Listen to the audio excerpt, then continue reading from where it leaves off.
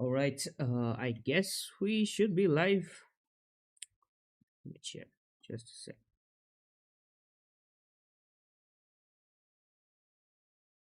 It does take some time to show up, I guess.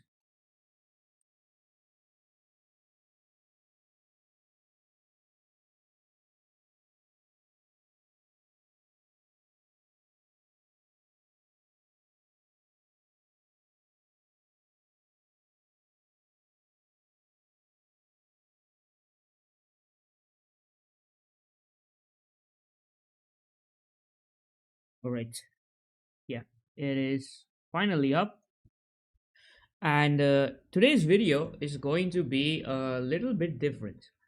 Today, we are going to be talking about the current issues that's happening in Wuthering Waves 3.0 after the update drop.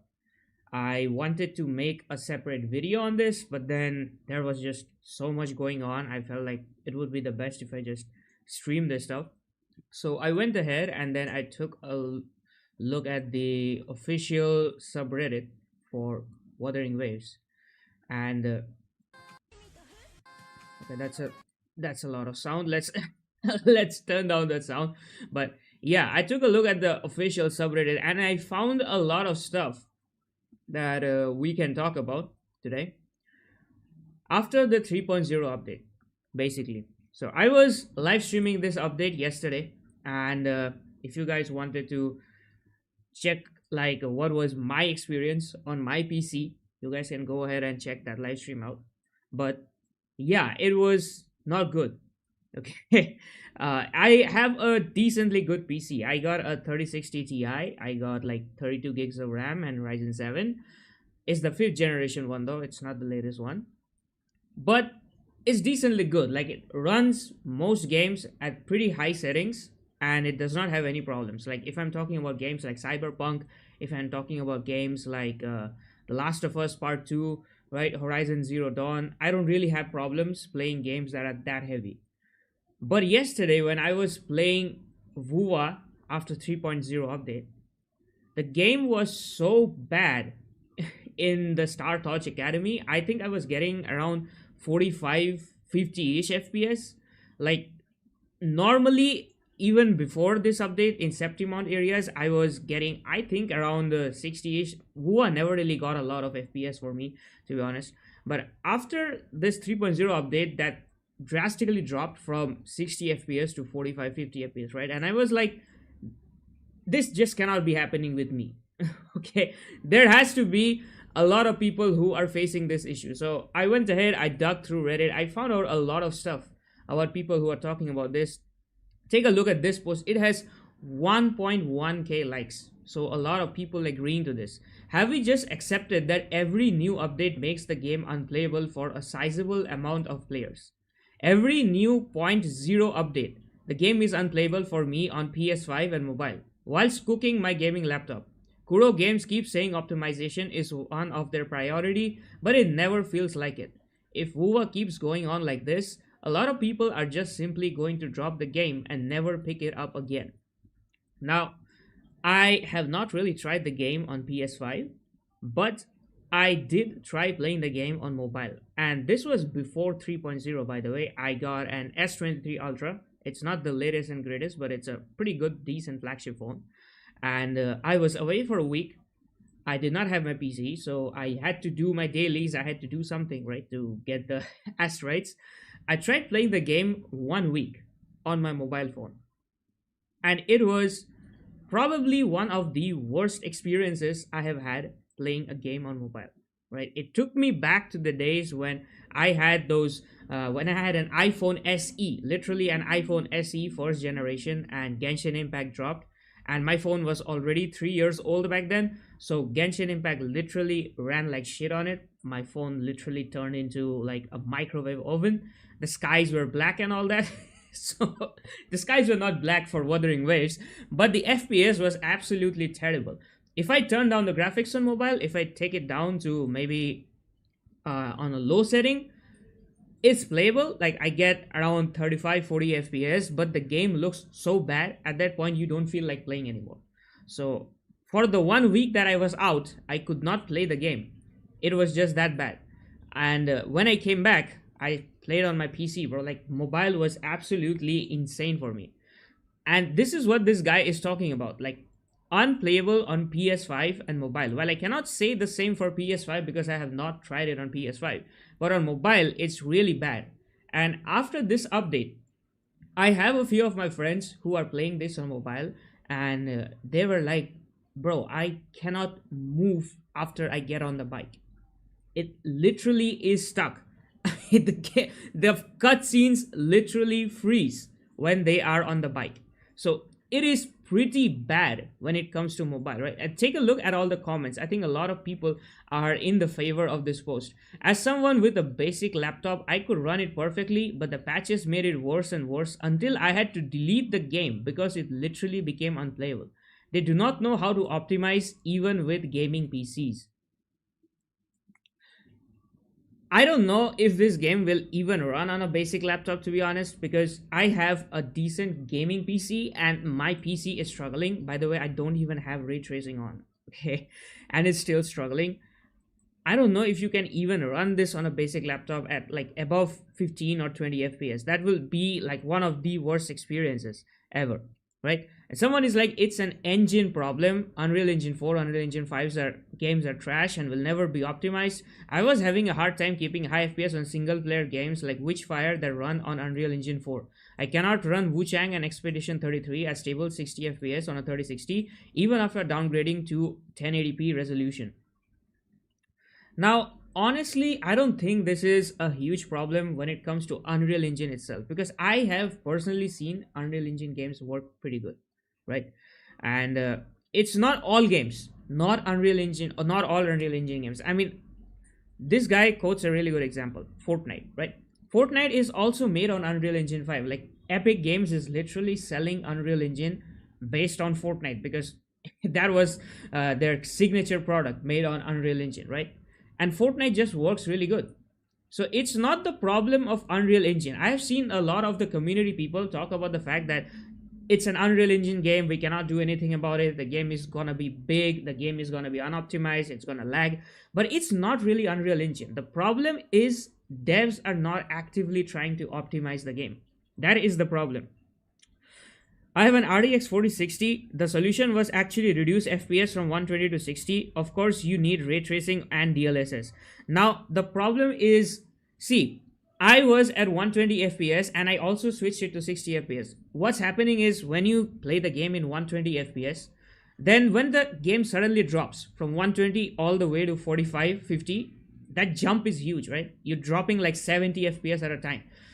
Then you get to actually experience the stutter, the lag. But when you are at 60 FPS and the game is dropping from 60 to 45, 50, you don't feel it that much, right? But at the end of the day, the game is jumping a lot of FPS. So definitely like dropping it from 120 to 60 helps with like the big lag spikes. But then the question is the game has a 120 FPS mode, right? If the game has a 120 FPS mode, then who is supposed to use it? If you are on a 4060 and you cannot get 120 FPS on this game, then who will get 120 FPS? That is the real question, right? Honami City was actually better optimized. I could easily reach 120 FPS and it's a bit, yeah, I completely agree, bro. Honami City was a really pretty place. Like, I think it's one of my favorite places. And the reason why I think that worked really good was because Honami City was divided into small zones, right? It was not a whole open world area and there were not a lot of NPCs in it as well. So probably because of that reason, Honami City was very smooth. Even for me, it was really smooth. And I was using NVIDIA game filter and all that stuff as well. In the new update, like in StarTouch Academy, if I try to use NVIDIA game filter, my game is cooked. Absolutely cooked, okay? I found a really interesting post with this for this optimization issue. Like, this is crazy. Sub 20 FPS with an RTX 5070. This is a 5070. Now, I think this dude is using ray tracing because without ray tracing, I cannot think you will get this low FPS. I'm not getting this low FPS on a 3060 Ti. So, yeah, take a look at this, bro. 15.2 FPS average. It is bad. It is very bad for a few people. Take a look at this. If I correctly understood your situation, I'm also experiencing the same thing. I have an RTX 3050 on my gaming laptop, and the frame drop in new area is absurd. Now, RTX 3050 gaming laptop is pretty outdated now, let me tell you, because I have a RTX 3050 gaming laptop on me as well. My old laptop that's like 3 years old is on this RTX 3050, and it's really shit. Like, I literally cannot play most games. I mean, I was trying to play Where Winds Meet, and Where Winds Meet plays really good on my PC. Like, literally no problem whatsoever. But as soon as I tried to play it on this RTX 3050 laptop, I was straight dropping to like 25, 30 FPS. Even on lowest settings, I was getting, I think, 40 FPS. So, RTX 3050 gaming laptop is like pretty outdated at this point. If you are using it, then yeah, maybe it's time to upgrade. Maybe it's time to upgrade. I have 32 GB RAM and Hualong is running very smoothly, but when I teleport to Lahai Roy, I have laggy PowerPoint. I cannot play. Just different region. I'm so sad. I mean, yeah. See, Lahai Roy, the problem is Lahai Roy. I understood one thing. It's a very big region, and there is like a lot of NPC density. Like, whenever you enter cities, I have observed this in Rina Sida as well. Okay, in 2.0, everywhere else is very fine. As soon as I enter Rina Sida city, okay, the frame drops little bit frame drop happens as soon as I entered the city.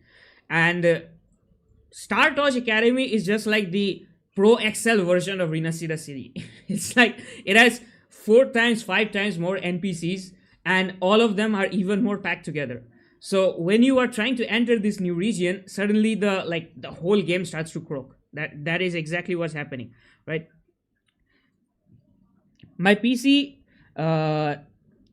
okay, i5 13 Gen RX 1600. I run at 4K ultra settings with FSR 3 quality RT reflection global. Okay, all the settings are at max. I got 45 to 55 FPS on 3.0 map. Damn, bro. That's people just need to learn how to tweak that. I mean, yeah, but like if you are, very technically sound about this, like if you know how to optimize your PC, like overclock it, underclock it, all that stuff. I mean, I tried to underclock my PC, and guess what happened? It did not turn on. So it's a pretty complicated thing. I will like accept the fact. Okay, it's a pretty complicated thing. If you don't know what you're doing, then you can mess up your PC pretty bad. But if you are like into all of that stuff, then you can get pretty good performance. But there are people like this. Now, obviously, this is a Reddit post, right? We cannot say if this guy is saying the truth or if he's just making shit up. Maybe he's just saying he's got RDX 5070 because he thinks he will look cool on the internet. And this can also be a laptop GPU, right? If you are using a laptop RDX 5070 and you have ray tracing on, then you will definitely see shit FPS like this. There is no way around this. Just test very stable. That testing point is the scary thing, right? Imagine you are trying to overclock, and then as soon as you turn on your PC, boom, your PC is fried. Your processor is fried. So that can happen. It's pretty risky. It's pretty risky. Let me guess. Laptop thermal throttling. This is something that I feel as well. Like this guy is probably playing on laptop. That's the only reason I feel it's something like this is going on.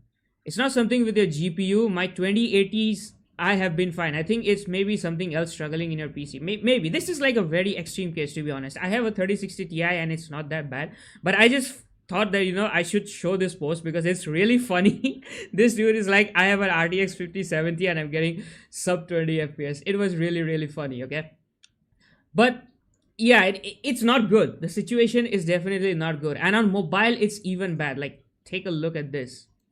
Take a look at this. This is not a mobile, by the way. This is on PC. He's playing in a MacBook. This dude is playing Wuthering Waves on a MacBook. I don't know what to say. Okay. Yeah. A lot of people hate Mac gaming. But This dude is playing in a MacBook. Okay, whatever. Maybe that's his circumstances. He probably does not have anything else. M4 Pro chip, 48 GB RAM, enough stuff to run WuWa. But since the update, I'm stuck in this quest. I've restarted, pressed buttons, nothing. Stuck here, moving 0.1 centimeter every minute. Take a look at this. His bike is literally in sloth mode. And this feels more like a bug, to be honest. Like, this does not feel like a lag, because if this was lagging, then this banner would also be lagging, right? You can see this banner is moving perfectly fine. It's the bike. It's the bike. So, I had a similar issue on a cutscene in M5 iPad Pro. Swapped to PC to clear the cutscene because. See, and I'll be completely honest. When I was playing this particular part of the story yesterday on live stream, I had a huge lag spike in this place. Like, my game was frozen for I think 4 or 5 seconds, and I thought that I have to completely quit the game. I have to restart the game in the live stream. It would be very messy. But after I think 5 or 6 seconds of solid being struck in this frame, it started to move. So it was pretty bad for me as well. Alright, guys, there's a lot of comments. Let me just go ahead and read this. It's skill issue for 50 seconds. Actually, man, actually, like, this is something totally messed up. This needs to be some sort of a meme material at this point. The areas outside Startouch Academy are better. I didn't experience issues during my exploration outside the city. As soon as I entered the city, things started to lagging a bit. Today things are a bit better. I noticed this as well. Like, today when I opened the game, it was a little bit better than what it was yesterday. But I'm still lagging. Like, what I have is I have my NPC density set to low inside the game, and whenever I set my NPC density to high, the game starts to croak. Basically, if I am on bike and if I'm inside Startouch Academy, I straight up fall below 30 FPS. That's the problem. I try in-game frame gen versus AMD frame gen versus lossless scaling. Lossless is just better. Lossless scaling is such a goated app, by the way. If you guys don't know about this, I'll show you guys. Okay. Why am I opening Spotify, bro? My brain is cooked. My brain is absolutely cooked. Let me show you guys lossless scaling. It's absolutely insane. Uh, All right, I do have it installed on my PC, by the way. Yeah, this single app has helped me so much, so much. I think this is very cheap. This is probably $1 or $2, and they use some sort of, like, they use the same stuff that Nvidia and AMD uses to use FrameGen, but this is open source basically, and it's very cheap. It works on every single GPU. It does not matter what GPU you're using.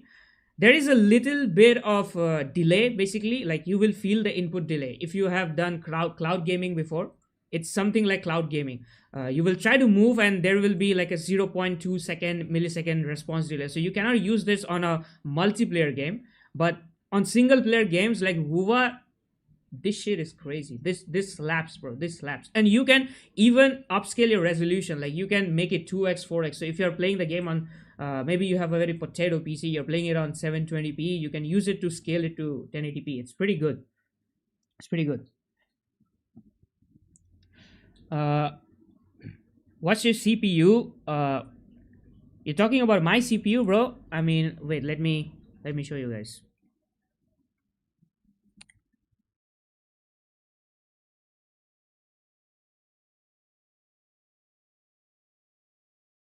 So yeah, it's Ryzen 7 5th gen and 32 gigs of RAM, and I got 3060 Ti for my gaming, like, GPU basically.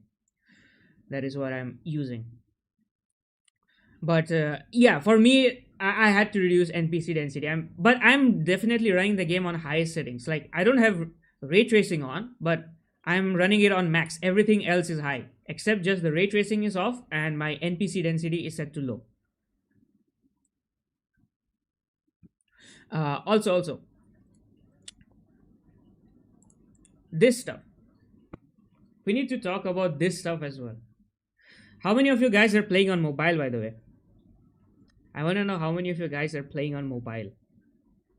Because if you guys are playing on mobile right now, let me just read the post, okay? I'm having trouble downloading the new update because my phone doesn't have much storage space, which makes it difficult for me to play after updates.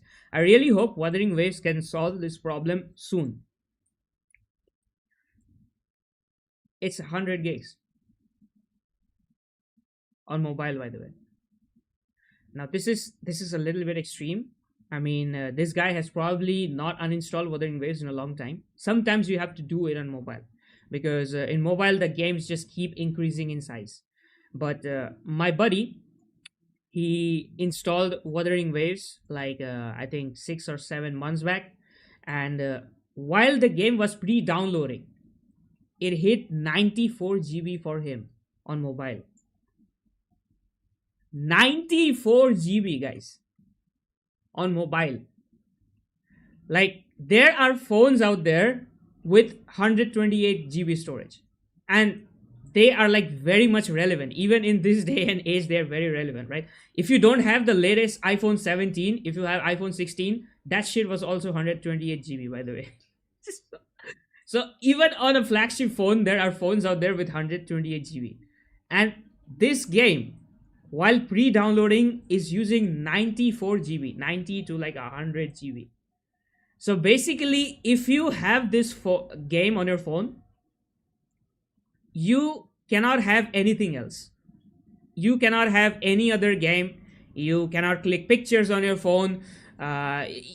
Sometimes YouTube app itself becomes like 5 or 6 GB. You cannot even use YouTube on your phone. You will have to keep your phone only and only to play this game. And it's pretty messed up. It is pretty messed up because a lot of the players, I think, in this game still play from mobile. Most of the player base. That is what happens in most gacha games. Most of the player base is on mobile. But I feel like Wuthering Waves is slowly and steadily trying to kill its own player base. It's trying to reduce the player base drastically by eliminating every single mobile player. And this is like 3.0, right? Now, after installing, this goes down to, I think, around 50-ish GB because it unpacks and then it deletes the old stuff. But just for installing, you need 100 GB, by the way. Just for installing. But the fact that you need 100 GB just for installing, that means that you have to keep your phone completely empty. It's pretty crazy. Last time I played mobile games, it was 2014. I think the last time I played mobile games was like I played on mobile basically. This is a mobile game, by the way. If you're playing this, you're still playing mobile games. But the last time I played on mobile, I think it was in 2021 or 2022. And then after that, I got myself like a gaming laptop with 3050. After that, I never really played any game on mobile.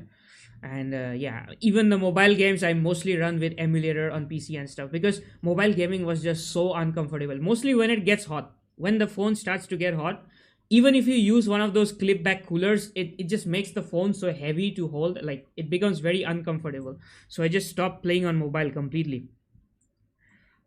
Devs told us that we could uninstall all parts of the game, but I don't see this option for now. Yeah, that's another thing. Like, I think that was supposed to be updated in the game.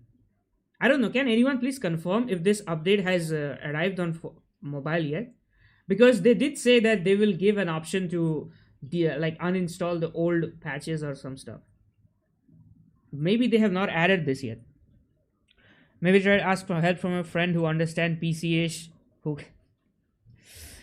WuWa my Galaxy S23 got only 47 GB. I mean, if you install this game right now, like recently, then it will not be that big. The older you have the game, if you are playing this game like from 1.0 and you never uninstalled it, then you will probably be sitting at, I think, around 55, 60 GB on mobile. That is what happens with Genshin as well. Like, if you play Genshin right from when it launched, it's going to be pretty big. It's going to be 47, 40, 45 GB or something like that.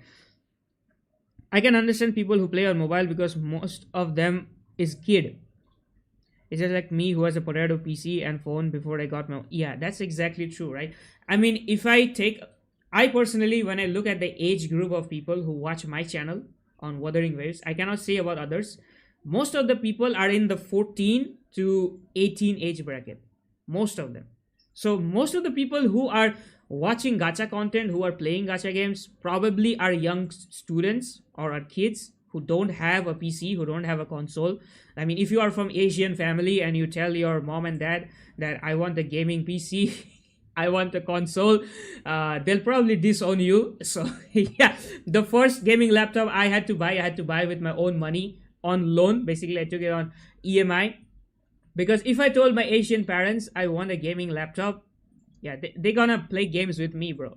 They gonna turn me into a game. So that's the problem. Most people who are playing this game are probably kids who cannot afford a PC or a console. And even if you have a console, to be honest, even if you have a console, this guy's like, it's unplayable on PS5. Now my dude, my friend who helps me like edit videos and stuff, he has a PS5 and he plays Wuthering Waves on PS5. I have not asked him how the 3.0 update is, but he said that even in the past patch, like even up till 2.8, there were like lag spikes and stuff on PS5. Sometimes his PS5 just overheated and it just shut down when he was playing Wuthering Waves. So that is also something, right? And these kids who cannot afford a PS5, who cannot afford a PC, what are they gonna do? They will have to play on mobile, right? That is the major player base. That is most of the player base playing on mobile. WuWa is more of a PC game than a mobile game at this point. Even the requirements are pretty high to play it. Hope they can optimize it for mobile users though. Everyone deserves to enjoy this peak. Yeah, honestly, bro. Honestly, you know what they should do? This is like really genius. This is something that Genshin did. They made the Genshin Cloud version. If you guys remember, Genshin Cloud. WuWa should have a cloud version like that for mobile. It's very important. I know a lot of my friends who play Genshin Cloud because they don't have space on their phone, and just to do their dailies, just to like stay updated with the game and stuff, they play it on the cloud. Or when the new version drops, like when the new story drops, they play the story on their cloud version so that it does not lag. They can enjoy the story, and then later on they just, for dailies and stuff, they just use their phone. That's not that much of a big deal. So WuWa definitely needs a cloud version. I think that would solve this issue a lot more. Uh, I think most of the screenshot go above 300 GB because the pre-download. Yeah, that's what I'm saying, right? The pre-download update. The pre-download update. This is basically the pre-download size, because if you don't pre-download, then sometimes what happens is on the day of the update, maybe you have some problem, maybe you have limited data, so you are pre-downloading it. You don't want to sit all day staring at a screen. You have like low internet speed, so you pre-download the update. And if you pre-download the update, at that point it does not delete the old files. It basically downloads the new files and it keeps it on your phone. And when the new update happens, that is when it patches and that is when it deletes the old files, right? So at that point the game becomes very big, very very big. Like it becomes, even at the last patch, I remember when 2.0 dropped, people were complaining that this game reached, I think, around 65 70 GB on mobile. That was insane.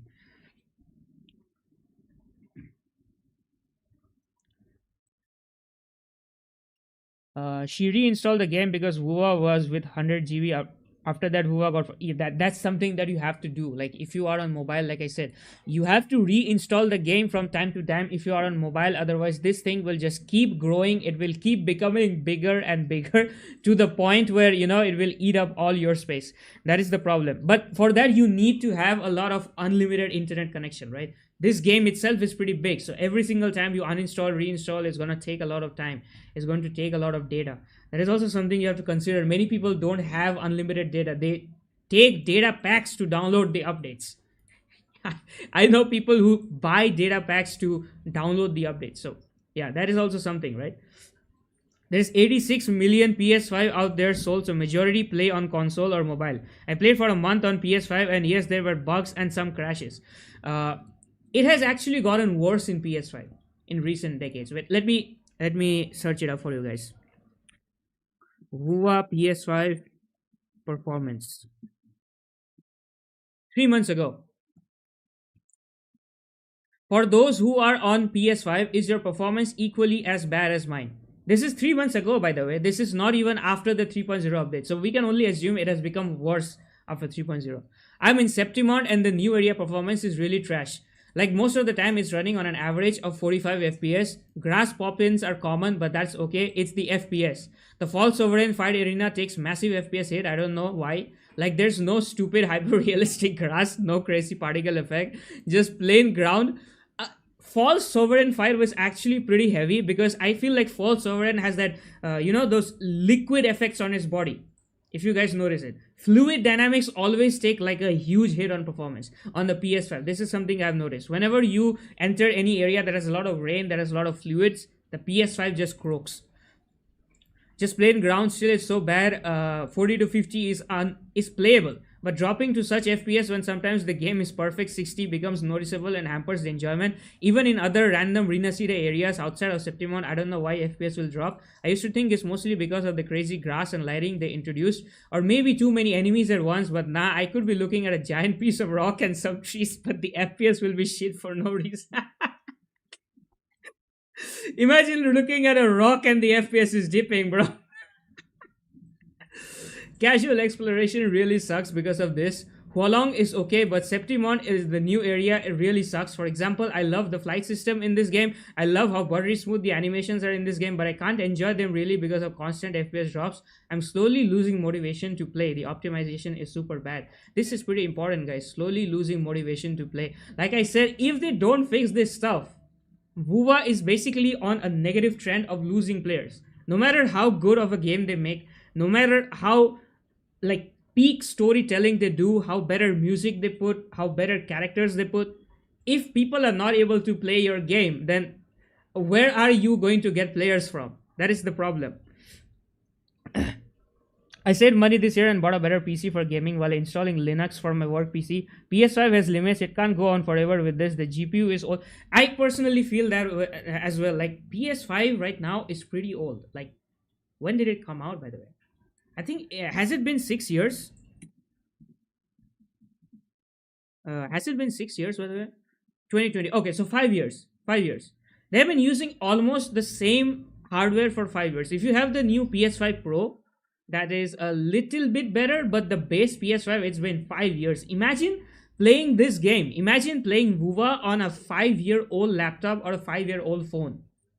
You will be cooked. Like if you just try to play it on a 5-year-old phone, it's a mess. Don't even try it, bro.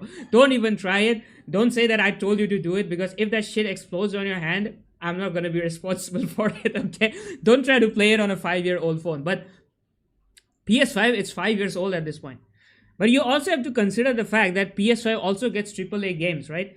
I was just playing Assassin's Creed Shadows and Ghost of Yote a few days back because I was, craving for that Japanese theme. And those games, Assassin's Creed Shadows looks much more visually impressive than Wuthering Waves. Much more visually impressive, okay? A lot more details, a lot more stuff out there.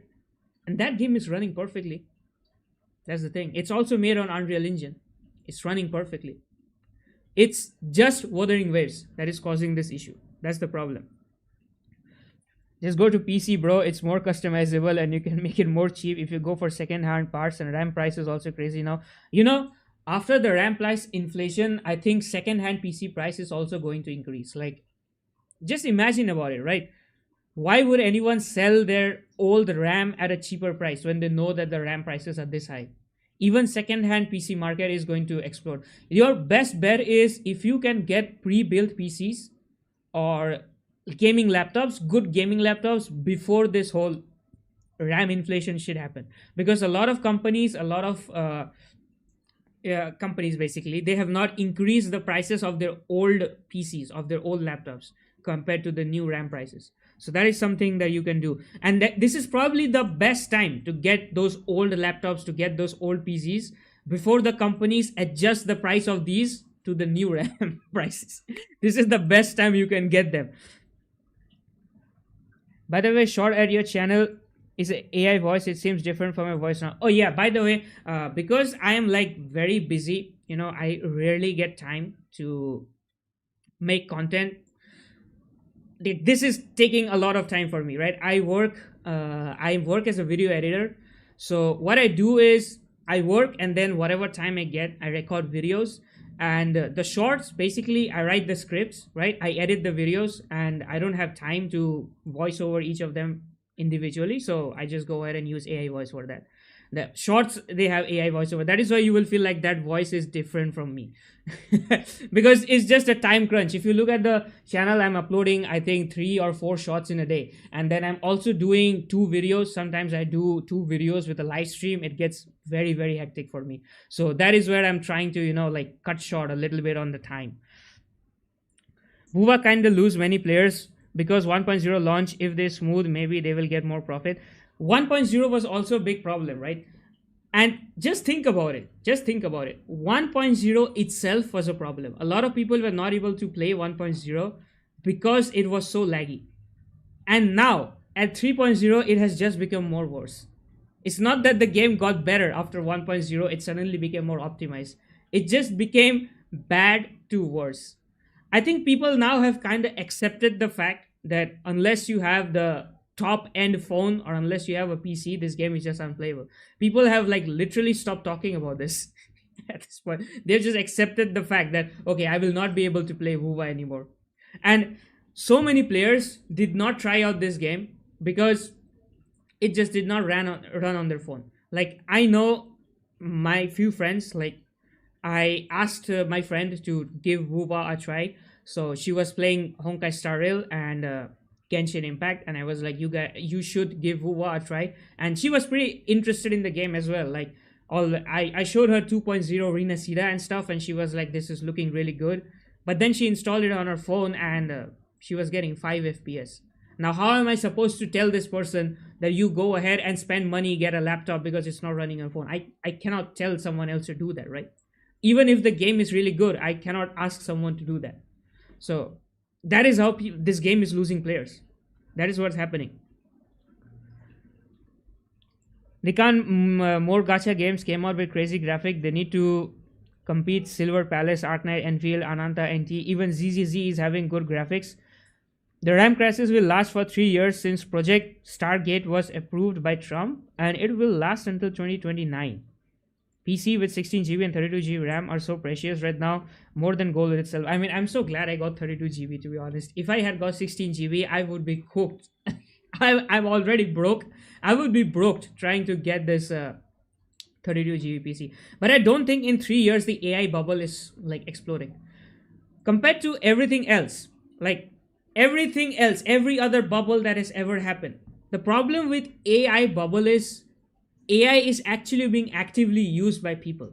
You are using AI on everyday basis. I am using AI on everyday basis. We don't even realize where that's happening, right? And almost everyone in our life at some point has used ChatGPT. Like, I use ChatGPT a lot, right? To figure out YouTube titles, to figure out thumbnail ideas and all that stuff. I use ChatGPT a lot.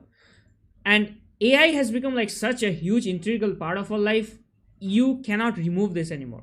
And it's actually helping, right? AI is helping with medicine. AI is helping with research. AI is helping with like developing technologies and stuff.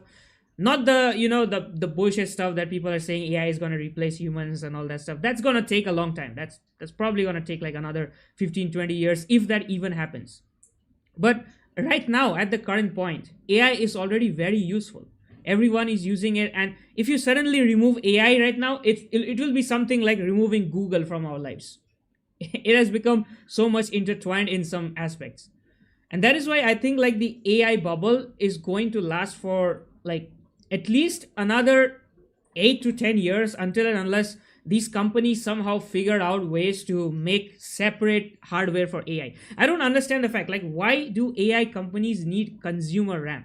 Why do they need the RAM that we are using in gaming PCs? They could just make separate RAM for AI hardware, right? For server computers.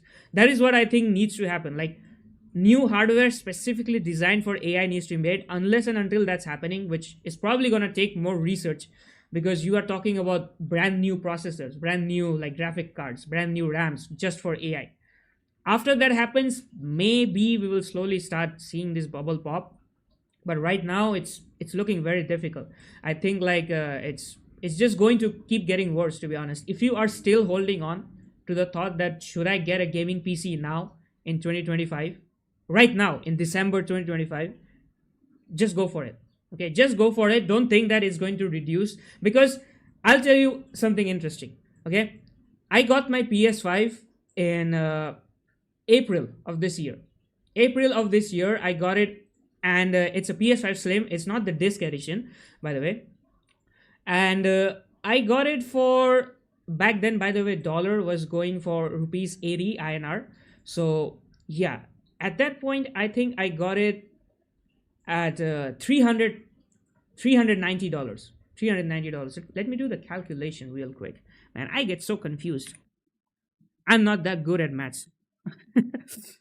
Yeah.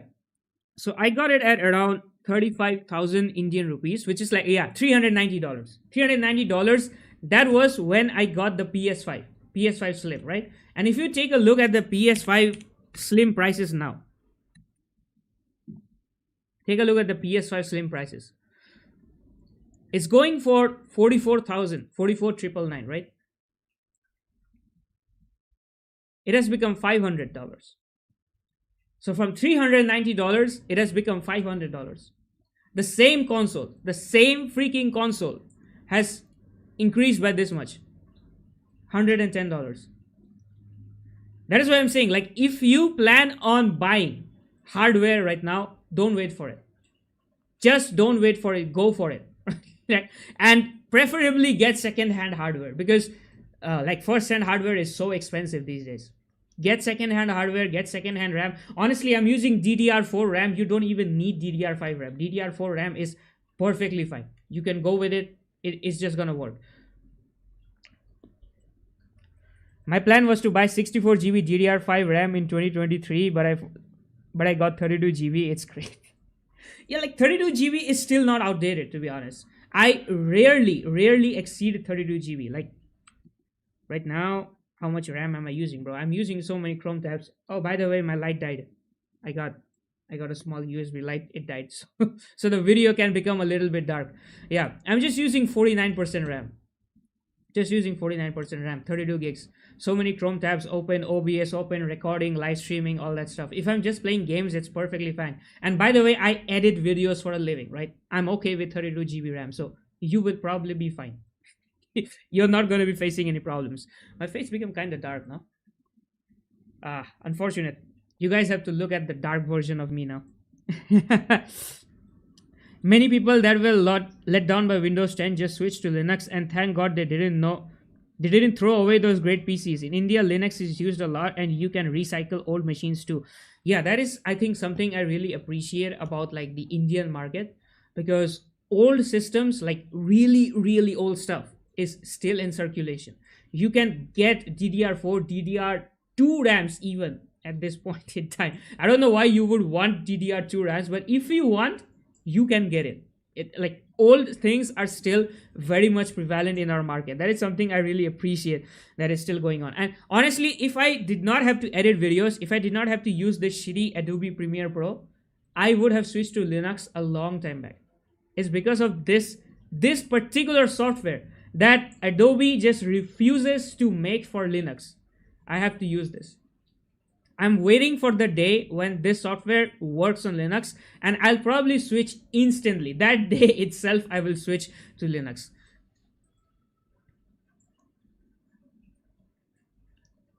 Just borrow your friend's PC at this point. After some days, I think RAM prices are going to be so expensive. People will start raiding each other's homes. Like, there's gonna be fights over RAM. We're gonna see RAM in auction houses. That's just how rare RAM is gonna be.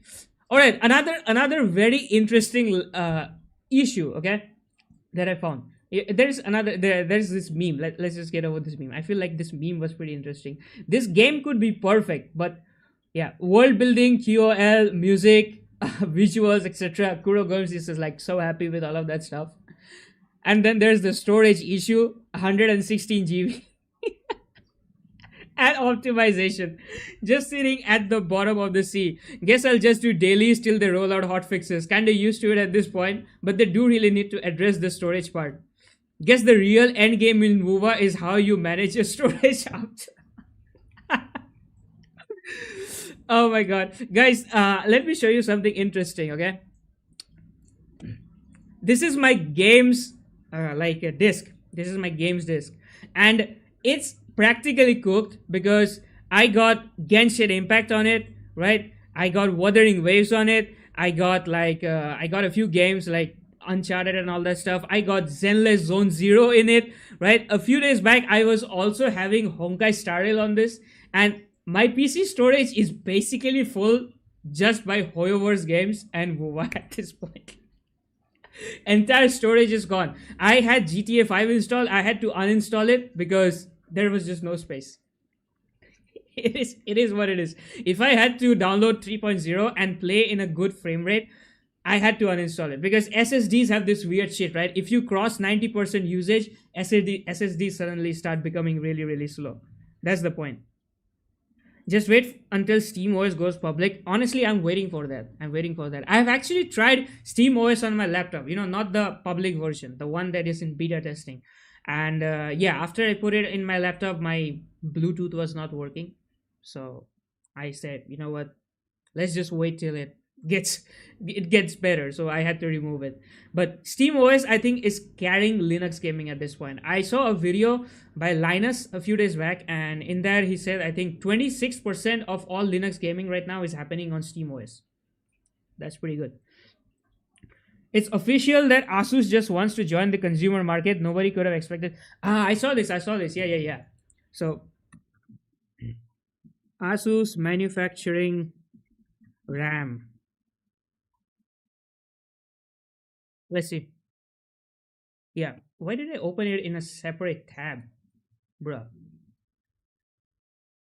Yeah, there you go. Asus could start making its own RAM in 2026. This is like one of the best piece of information that I got today. Because what was the name of the company? Crucial? Crucial was the one that left the consumer RAM market, I guess. Asus is now coming in. Nvidia also said that they are going to be reducing GPU production. They're going to be making like 40% GPUs right now compared to whatever they were doing. Yeah, that is what I'm saying, guys. If you want to build a PC, this is the perfect point, right? GPUs are already low in the market, and Nvidia is going to be reducing the production of GPUs. Like they're going to be making only 40% of whatever they do right now. So you can imagine, like literally half of the production is going to be cut. So GPU prices are just going to skyrocket. If you guys want to get a good GPU, you should get it right now. This is the last chance. So Asus is like going to start making RAM, and this is pretty good. This is pretty good. Like Asus already makes pretty good motherboards. Asus has pretty good graphics cards, so it's good that they are starting to make RAM finally. Who plays ZZZ? I mean, bro, have you seen the Jane Doe skin?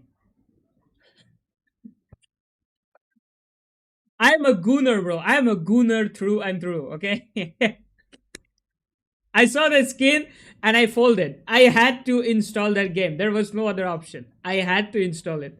So I'm going to be playing 2.5 ZZZ just for that skin. I'll probably install the game. I'll claim the skin and I'll play the story and then I'll uninstall. That's what's going to happen. But the skin was just so good. Micron, yeah, bro. Micron, not Crucial. I keep forgetting. Micron is the one that left. Micron shows money to AI. Bro, that is what's happening, right? Because AI companies have so much money. Just think about it. OpenAI has more money than you and me. Obviously, right? If you are someone who is running a company, at the end of the day, very few companies stick for the consumer. Most of the companies are made to make money. And if AI companies are paying more money, that is what happens, right? Very few companies like Steam, I think Valve is one of the best companies right now, which is consumer friendly.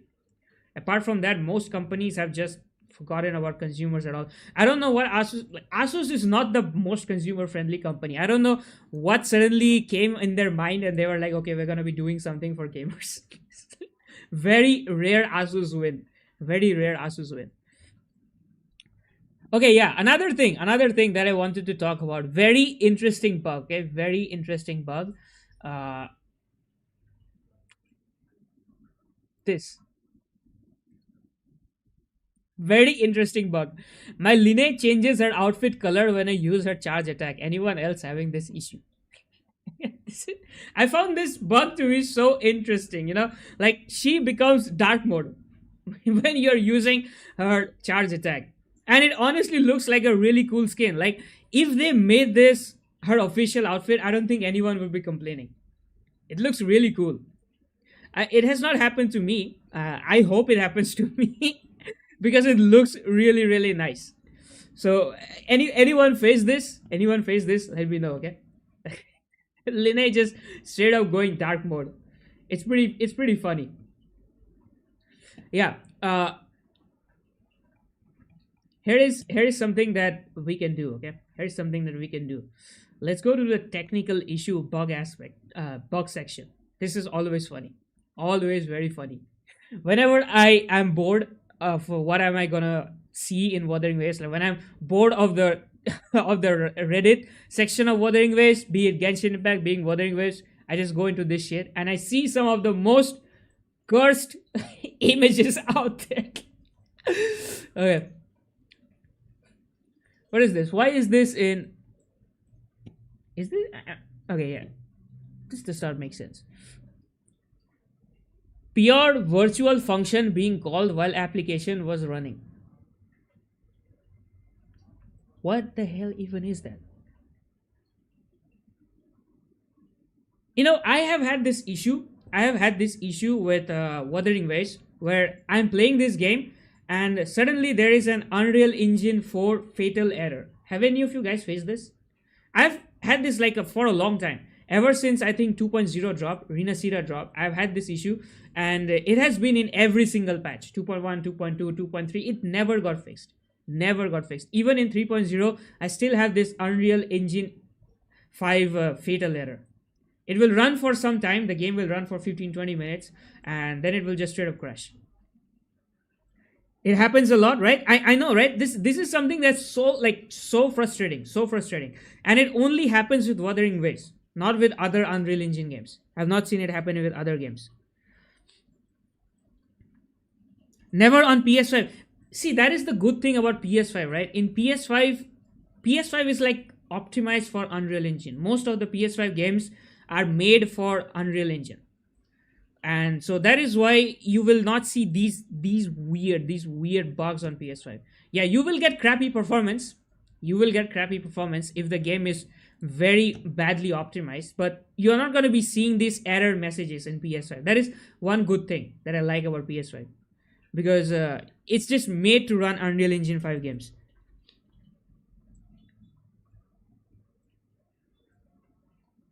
But when the game already is stable, it does not really show. Sometimes it happens to me. Like I'm opening the game, and if this shit happens, if the Unreal Engine 5 error happens, it will happen to me within 5 or 10 minutes of opening the game. Okay, within 5 or 10 minutes, I will get it. The game will close. Then I'll have to restart my PC. Once I restart my PC and then I open the game once again, if it does not happen within the first 5-10 minutes, it will not happen. Like I'll play for 5 hours, 10 hours straight, nothing will happen. But if it happens, it will happen within the first 5-10 minutes. Sometimes it will happen instantly. Whenever I open the game in the loading screen itself, I'll get this shit. That is one problem. I forgot I got many fatal errors because I tweaked my GPU performance. That's that is another reason why I don't do this, bro. That is another reason why I don't do this. Actually, my processor was undervolted. I used MSI Afterburner to undervolt it because my processor was overheating. But after that, I got a good AIO from Lian Li, and after that, it has not overheated. So I just removed the underclocking because that underclocking was sometimes giving me blue screen of deaths on Windows. It was pretty bad. That is why I had to remove it. What are the beta testers doing? Not reporting. Guys, I feel like in any gaming community, they always select the worst people for beta testing. I have applied for beta testing in every single game. In Wuthering Waves, in Genshin Impact, in Honkai Impact, Honkai Star Rail, ZZZ. I have never been selected. Be it CBT, be it early access, be it like the version beta test, never selected. And the people who get selected, they are like some of the worst kind of people you want for beta testing. Like what they will do is they will straight up start leaking shit, and they cannot even leak shit. Like the leakers, they'll be like, okay, the game is playing, they'll take one of their shittiest phones, okay, they'll record something like this, something like this, one of the most shittiest quality videos that they can record, they will record. Nothing is visible, nothing is clear, and they'll just upload it on YouTube. Leaked gameplay. Dude, nothing is visible. Can't you afford a screen recorder? Can't you download OBS? If you want to put leaks, at least do it properly. What are you doing? They will literally record it in a 2 megapixel camera, and these beta testers will put it. That is what they're doing. Instead of testing the game, they're doing all this stuff. Because if they were testing the game, do you think something like this, all of this problem would happen? Nothing of this would happen, right? I don't know how they test, like how Kuro or how any of these companies select beta testers, because however they're selecting, their process is not really accurate, right? They're just selecting anybody, random anybody for beta testing. That is the problem. I'm playing on my S23 Ultra. Yesterday there are FPS drops in the Academy area, but today there is a 250 MB update, tuned some settings. Now it's running fine, but it still lags somewhat. I mean, I also have an S23 Ultra, by the way, and yeah, even before the update, like just Septimon, it was not really a very good experience. I mean, consider the fact, right? This is a $1,200 phone. This is a $1,200 phone, right? It's a very expensive phone. In that phone, if you are not getting like good stable 60 fps, something is missing. Something is a big problem, right, with this game. Because if you run Genshin Impact, if you run ZZZ, if you run any other game, basically it works perfectly fine. It's just this game in particular. It's just Kuro optimization teams at this point. Also the Unreal Engine. Now, bro, like I'm saying once again, Unreal Engine is not exactly the problem. Unreal Engine is not the problem. I mean, take a look at Expedition 33. That game is made in Unreal Engine. Unreal Engine 5. It works perfectly fine. Fortnite, Unreal Engine 5 works perfectly fine. Assassin's Creed Shadows works perfectly fine. Ghost of Tsushima, made in Unreal Engine, works perfectly fine. It's not Unreal Engine, I'm telling you. It is the devs not deciding to optimize the game. You know what they should do? They should probably like make a whole optimizing patch, like 3.1. You don't put new story, you don't put anything, just fix the game, bro. Just spend an entire update, spend like 1 month, 2 months working on the game. Just fix the game and make one version with just fixes. I think that will do this game much better than having a version update that just makes the game more heavy, adds a lot more events, right? And more people just quit the game. They need to do that. They need to do that. That's very important. So what is the solution? Unreal Engine is cooked. Nah, bro. Unreal Engine, once again, is not cooked. Like I'm telling you. Is the optimization. It's the optimization. Nothing else. Can't really compare Hoyo Games graphic with WuWa. Hoyo graphic is just more or less detailed, but still good on normal people eyes. I mean, if you take a look at ZZZ has really good graphics. It has this artistic style, right? It has the shell shaded style, but it has pretty good graphics. I won't say that it looks bad.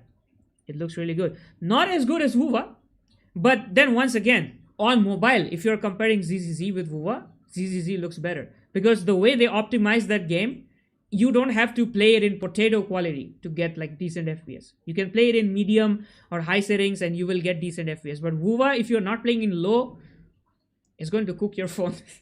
and on low, it looks really bad. That's the thing. Ghost of Tsushima was peak for its time on PS4 with Unreal Engine. Like, imagine, bro, that was Unreal Engine, that was on PS4. And the new Ghost of Yote game, that's Unreal Engine 5. That also works really good. I played it on PS5. Not a single frame drop in the entire game. Not a single frame drop, not a single crash. My PS5 did not overheat.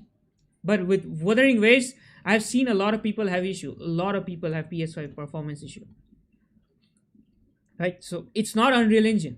It is Kuro. We have to accept the fact. It is Kuro. They are not giving enough time to optimize the game. They need to spend like 3-4 months maybe to fix this stuff. Then it will happen. Unreal Engine 4 versus Unreal Engine 5, who is more stable? Obviously Unreal Engine 4, because like it's the older one, right? Unreal Engine 5 has like a lot more realistic physics. They improved the fluid dynamics. They added breakable environments. That is something I think this game has, because of which it is so heavy. In Septimon, they added the leaf physics, if you guys remember.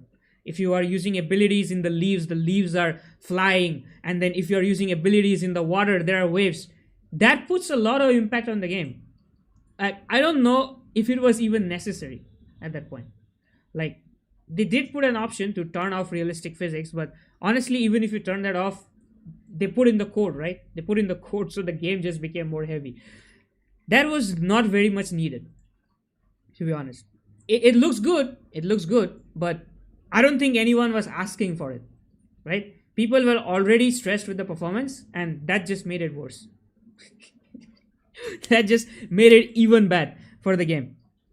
WuWa live service games kind of less time to look at the whole game. That is the thing. Like 3.1, you know what they should be doing? They should be skipping patches at this point. They should be skipping 3.1, 3.2. I know a lot of people may become bored, but what they should do is in 3.1, 3.2, they just put in some events to keep the people happy and spend maybe 2 patches to fix the game.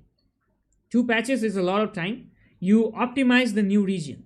You optimize the code. That is what they should be doing. Spend 2 versions in optimizing the game, and it will go a long way. It will go a long way, because then a lot of people who are not able to play the game will be able to play the game, right? So a lot of people will come back into Wuthering Waves. Rather than losing players, I think that will be like the smart move to do for them long term.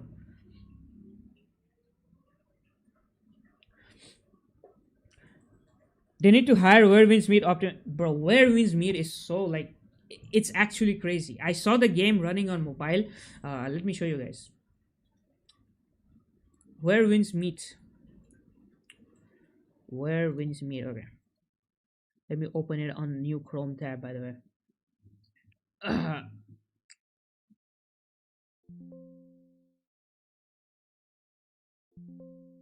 What is up with Chrome?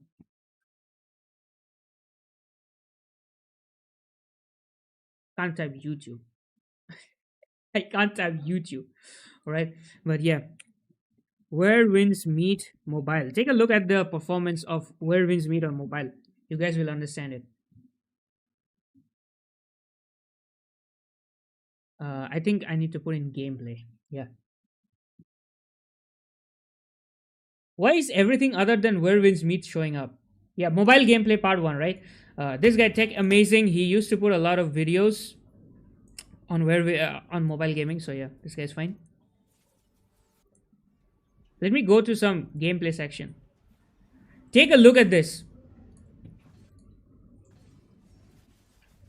Look at how smooth the combat and everything is. And this game does not look bad compared to WuWa. Let me tell you guys. This game, I think, in some aspects, it looks better than WuWa. In some aspects, WuWa is better, but in some aspects, it looks better than WuWa. And it is in Unreal Engine 5. It's also an Unreal Engine 5 game. It's also open world. It's an MMO, so it has to load in other players in the game as well. And this is how good it works on mobile.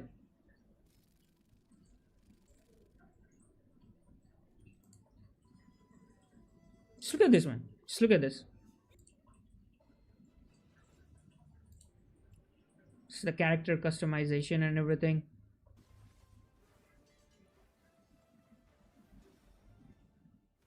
A cutscene like this would lag at least 15 times in WuWa. Let me tell you that. If you are playing on mobile in this high quality, a cutscene will just lag like crazy. You will not be able to even play the cutscene properly on mobile.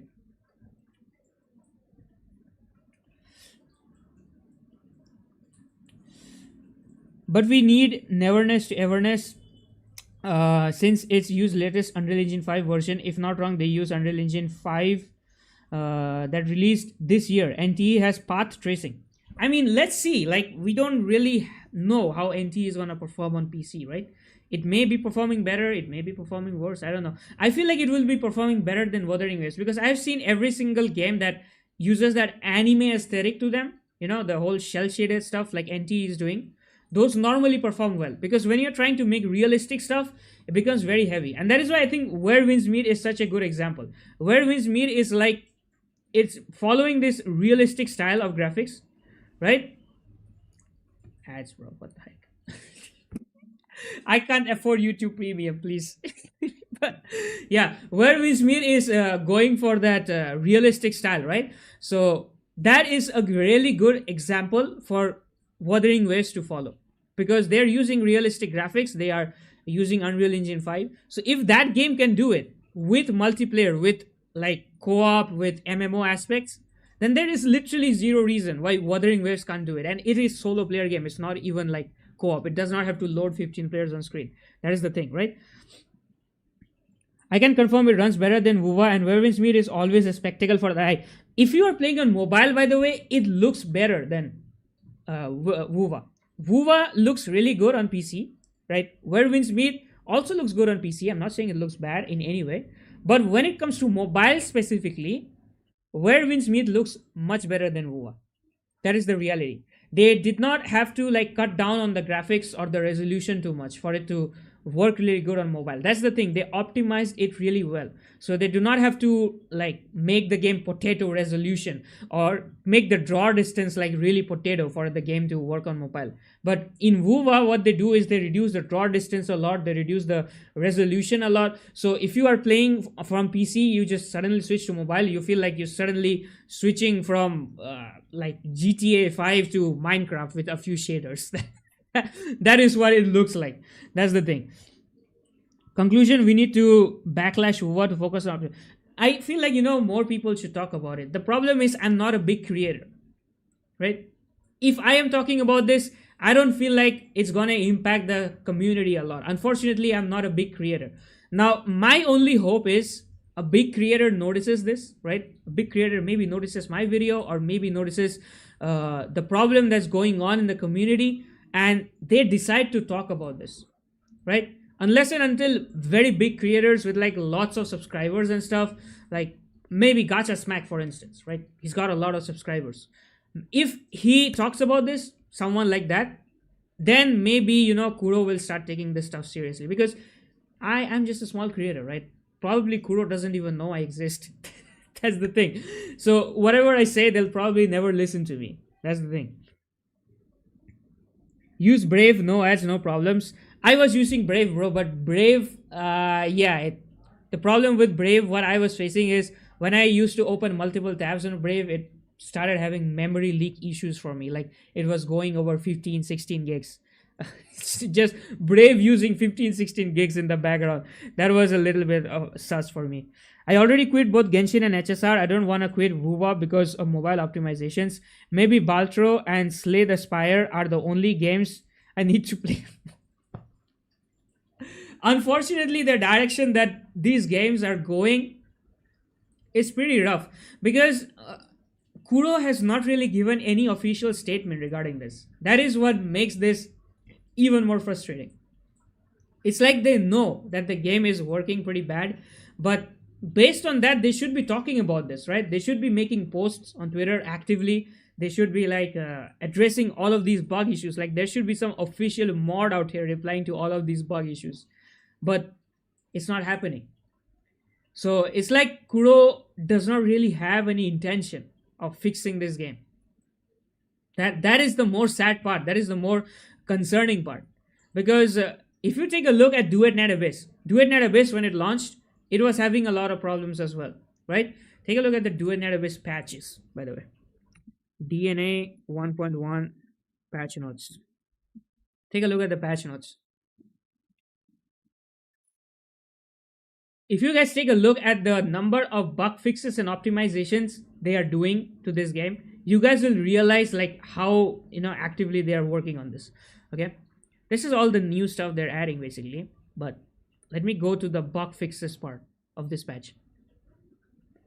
Yeah, bug fixes where players getting stuck, basically all of the lags and optimization, all of that stuff. Take a look at how much stuff they're fixing. It just keeps going.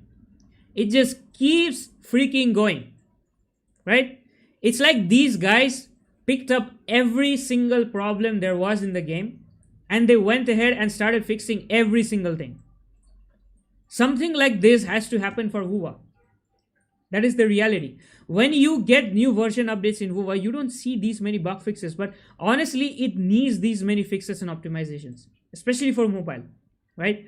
If they don't go ahead and make like a huge patch like this, addressing all the issues and everything, right, talking about it, then we are just stuck with this laggy, messy game. That's the problem.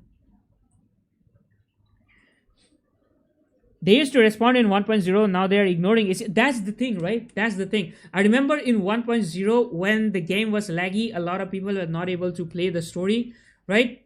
We had like update patches every 3-4 days, and after that slowly it was once a week, so that people could play co-op, people could play the story. They were fixing the issues, they were talking to the community about the lags and stuff.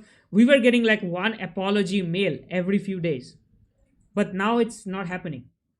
It's very similar to like how Genshin Impact started. I remember when Genshin Impact started in 1.0, we used to have so many apology mails. Like every single time anything happened, there was a apology mail with some primogems, and the community, the Discord community, the Hoyoverse community, everywhere on Twitter and everything, they were very active. The devs were very active responding to people, but now they're just gone. They don't care about it anymore. And I'm seeing WuWa going in a very similar direction. They did not do this with PGR. Like back in PGR days, they were very, responsive. I'm not saying WuWa does not listen to the community. I think like WuWa is one of those games that addresses community feedback very seriously. Like people were talking about not having combat events and stuff, and they were instantly like, okay, we need to give these guys combat events. They straight up started adding events. But when it comes to optimization and stuff, they are like very quiet. They are like scary quiet. They're not talking about it at all. It's like they know about this, but they don't want to talk about this. That's the thing. Who was suffering from success? DNA started to work on a PC after 4 days. It was tough, but it worked for 1.0. Yeah, in 4 days, DNA got so many updates. It was crazy. I could play the game in 1.0, but I remember like a lot of people, even big creators like Mtash was having problem with DNA. I think it was a problem with the servers on their end because they did not have servers for all the regions. A lot of people were just lagging with the game. But see, they went ahead and addressed it. They addressed it really, really fast. That's the thing. All the lags and optimization issues, they just straight up addressed them. DNA needs to be cooked for another 2 years, to be honest. DNA, I feel like DNA has an identity crisis at this point. I made a video on this, right? It was titled something like Can 1.1 Save DNA? It's on the channel. And basically DNA is going through this very weird identity crisis stage. Like DNA is supposedly, it was made as a gacha game, but in the middle of the development, they changed it into a non-gacha game, right? So what happens is when you do that, you have to change a lot of stuff in the game, but they did not get the time to change everything. It feels like they changed it and in a hurry. They added a few end game modes. They added a few weapons and stuff, made all of them free, but they did not really think it properly, right? And so what happens is now in DNA, you got like only 2 endgame modes. Only 2 endgame modes in a game that does not have gacha is pretty bad. Pretty bad, okay? Like, you need at least 5 or 6 endgame modes or different varieties so people are engaged in it. You just have 2 endgame modes that are like, one of them is basically infinite power scaling. So you just keep building characters and the enemies just keep getting stronger. At some point you are hit by an HP wall and HP cap and you just can't progress any further. Then you have to make a whole 6 constellation completely stacked out team with like 6 copies of each demon witch. Then you're going to be able to clear it. That is one in-game mode, and that's about it. Just keep doing all that, right? It gets very Very, very boring. It gets very boring at some point. And you can understand that the game was gacha. It was not designed for this sort of non-gacha aspect, because when you look at the characters, some of them are really good. Like Psyche is really good, but then you have some characters like Sybil who are really bad. It's like those characters were designed to be on a standard banner, and then characters like Psyche, characters like Lin, they were designed to be on a limited banner. But because they scrapped the whole banner idea, because they made it like a non-gacha game, they put all the characters together, and suddenly some characters are really bad, some characters are really good. That is what happened. Also, another thing is like DNA's meta needs to like completely change at this point. If you guys have played DNA, you know the game is all about skill spamming at this point. Any character who can spam more skills has more sanity, like more sanity efficiency. The more faster you can spam skills, the more faster you can take mobs, the character is better.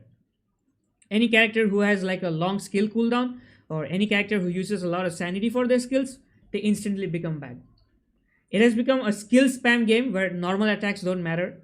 Dodging does not matter at all. Like, you literally don't have to dodge in that game. You're just sitting and tanking, because if you dodge, you're losing out on DPS.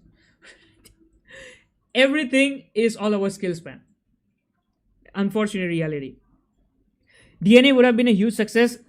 If DNA would have been a huge success, other gacha games could have taken a huge hit, but sadly, it did not pop off. So this proves that many people prefer gacha more. It's not that people prefer gacha more. The problem is that DNA itself was half-baked.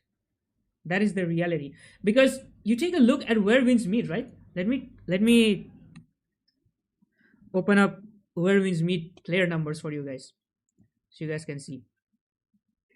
Is TeamDB gonna work for me? Okay, yeah. Sometimes this website just straight up does not work.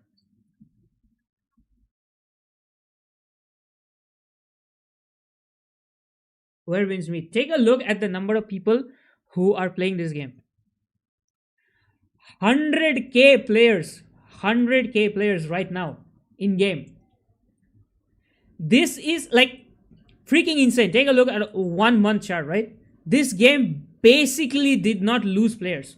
Like, in a span of 1 month, it started at 141k players, and it's at 100k players right now. Around 100k players. This is like insane numbers. Insane numbers for a free-to-play game. And this does not have gacha. This does not have gacha characters. It has gacha cosmetics, but cosmetics, DNA also has gacha cosmetics, right? This does not have gacha characters. And you can see how successful this is. It's not that people don't like gacha games. It's just that DNA itself was half-baked. They did not really understand what they were trying to do with the game. And even now, even if you take a look at all these fixes, these are bug fixes, by the way, but they have not really fixed anything to improve the core gameplay mechanism of this game. You are still going to be doing the same thing in this game. Like, imagine the people for the last 1 month, the only thing they're doing in DNA is farming demon wedges and clearing the theater. That is one thing that they are doing. For the entire month, they're just doing this one thing.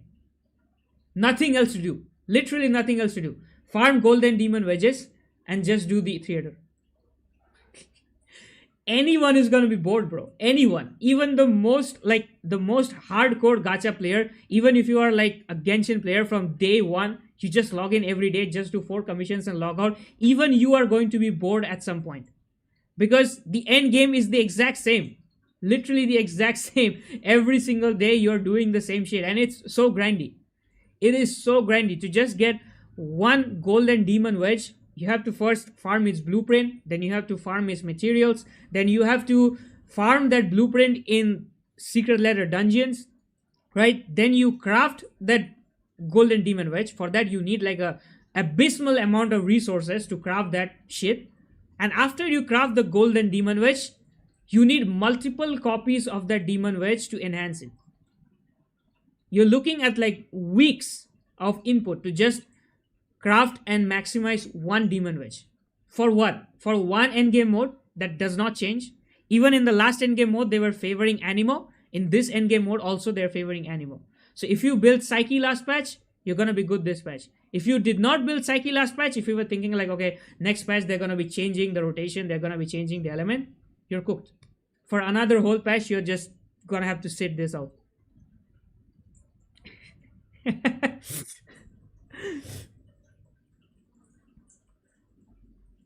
Normal players, bro. Optimization is trash. Gacha community. You are doomed. That is the problem, bro. I feel like some gacha communities in some games are like so toxic positive. It's not wrong to be positive about your game. I understand that you love your game. I understand that you don't like it when people are like spewing bullshit about your game. But if there is something wrong with your game, I feel like you should be clear about it. You should not be sitting and defending the game like the company is paying your bills, right? What are you gonna get by glazing a community? What are you gonna get by glazing a game, right? I love Wuthering Waves. I love Wuthering Waves, and that is why I'm doing this live stream. That is why I'm talking about the community issues, the optimization, because I want this game to improve. Now, if I love Wuthering Waves, will I just become a white knight and will I just go and start bashing anyone and everyone who has a problem with this game, like a genuine problem with this game? Then I will be the retarded one, right? If there's a problem, people should talk about it. But gacha community in a few games is like so toxic positive. I will not be naming those communities because they are so toxic positive, they will come here and start attacking. Okay, they are so toxic positive that if you point out a real issue with their game, a real issue like Do It Night Abyss, I just talked about a real issue, right? Wuthering Waves, I'm talking about a real issue. You talk about a real issue in the of these games, and they will straight up bomb your comments. I've had it, bro. I've had videos with like 50% dislike ratio because I was talking about a genuine problem in the game. It has happened. And that is the problem with gacha communities, and that is why these games are not improving. A few of these gacha games, once again, I'm not gonna take the name, but a few gacha games have not improved in past 4 or 5 years just because the community is toxic positive. They themselves don't want the game to improve. They want it to stay the exact same as it was. And they are like so against anyone who points out a real problem in the game.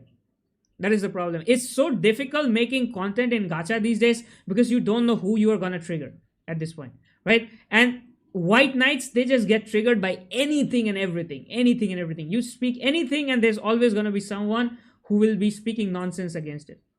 Most retarded takes, most retarded. Like you listen to them and you're like, how can a person with even 2 brain cells even come up with this analogy? You read their comments, you feel like that. It's so bad, bro. Bro, can you recommend me some games for my potato PC? The games I played are Hollow Knight, Inscription, Outer Wilds, Dark Souls 1. My PC can play Dark Souls 3. Have you played Hades, by the way? Have you played Hades? Hades is a really good game. Hades 1, Hades 2. This game is also really good. No Rest for the Wicked. This game is really, really good. It's an indie game, so by playing this, you will basically be supporting the indie industry as well. It's kind of like Path of Exile style. By the way, if you have not played Path of Exile 2, that is also a really, really good game because considering your gameplay, that what you're playing, Path of Exile 2 is also some game that you will really like. It's a really good game. It's a Souls game, by the way. It's a Souls game and it's a 2.5D game. So it has a really good art style and the enemies are really tough and the combat mechanisms are like Souls game. You have to perfect dodge, perfect parry and everything. And the story and everything is it's really good. I recommend this game if you are looking for it. I'm very happy I don't play DNA. Tried it during release and didn't vibe with it. I know a lot of people did not vibe with it. I mean, I put in an insane amount of time in Do It Night Abyss because I had hopes with that game, right? I was kind of tired of all games becoming gacha, and I was like, okay, this game has some potential. Maybe it will change the future of gacha games.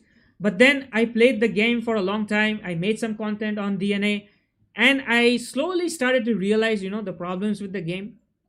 And then I, kind of understood that, okay, gacha is bad, but this game is not the one that is going to replace gacha. This game has so many problems. It needs, like I said, at least 2 years. Someone in the comments, right? At least 2 years for the game to actually feel like a good game. I don't know if the game will last for 2 years though.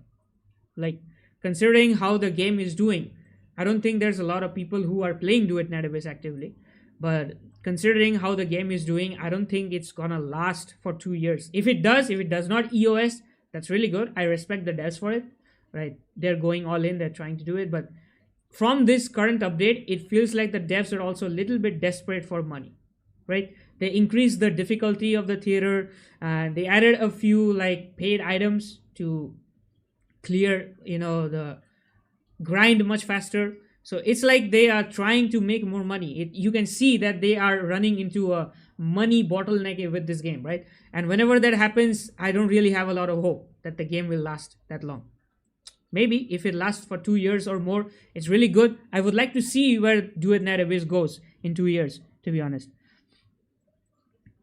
Lucky you. Did you try Bioshock or Metro trilogies? They are really good for potato PC. Tomb Raider, yeah, bro. Metro trilogy. If you guys have not played Metro trilogy, it's such a gem. It is really such a gem. You guys need to try Metro trilogy. It is really good. Uh, Look, Genshin, bro. They're attacking people who want the skip, but someone went ahead and said it. I did not say it. Someone in the comments said it. But yeah, that's the truth, bro. That's the truth. You say people that, as soon as you enter the Genshin community and you say something about the skip button, people will be like, if you don't want to play the story, why are you playing the game? Okay, okay. So maybe Wuthering Waves, maybe Zenless Zone Zero are not story-based games. Maybe that is why they have a skip button. Maybe Genshin is the only Hoyoverse game that's story-based, so it does not have a skip button. Even other Hoyoverse games have it. That is what makes this worse. But you say this to anyone in the Genshin community and you will instantly be attacked. So much toxic positivity. So much. That's the thing.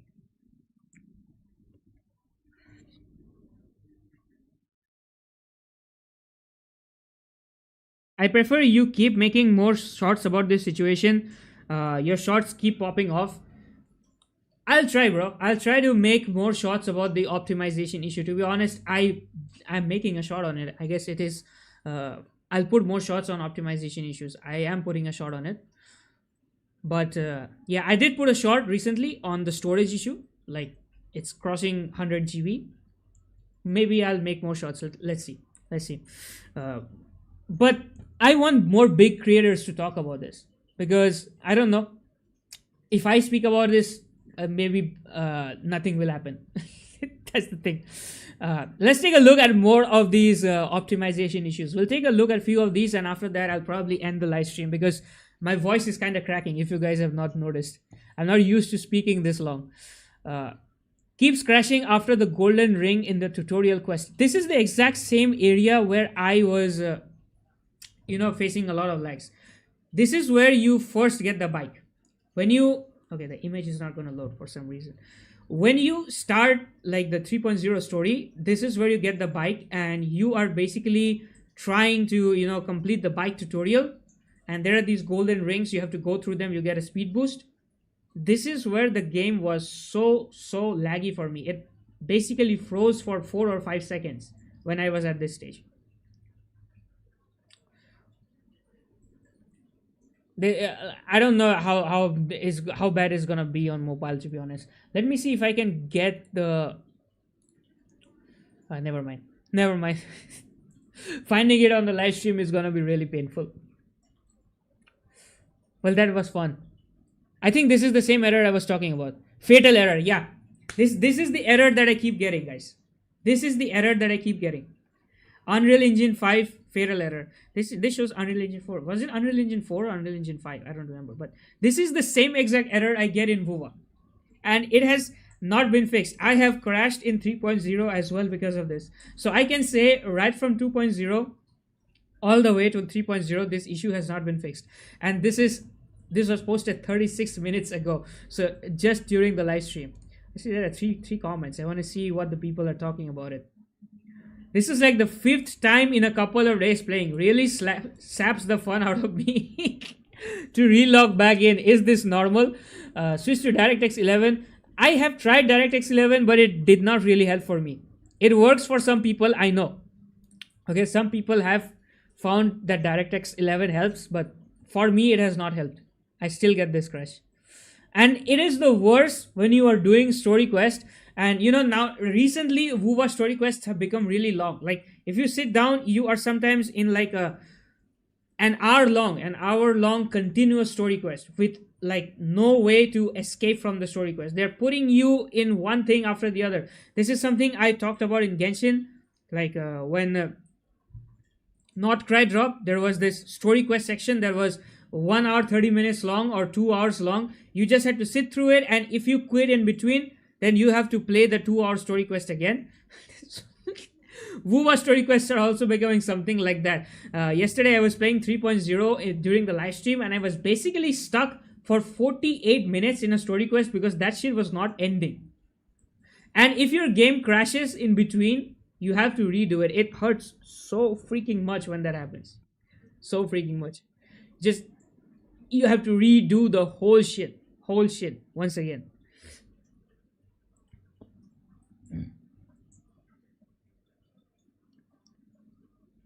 HSR only gave skip button because so many people left in Furious. Let's be real, bro. Amphorious patch was not playable without skip button. It is so big. It is so big. Like, what were they thinking with the story? With the story, HSR does this way too often. Like HSR stretches stories to such an extent it does not have to be that long, bro. It's not that complicated. You can probably wrap up 30 hours of story within 3 hours in HSR. They stretch it to such an extent with unnecessary dialogue, just moving around here and there, talking to more and more NPCs. It's very, very like very stretched out. Just for the sake of keeping the version alive, I feel like they just stretched the story. So skip button was like very, very important in HSR. For me, that golden ring part is smooth on mobile. I was lagging on PC, bro. I don't know. Even on PC, I was getting crashes on it. I commented on Glaive KO about performance. Some people talked about it, but I don't think it is getting attention beyond only few people. Did Glaive KO make a video on this? On the performance?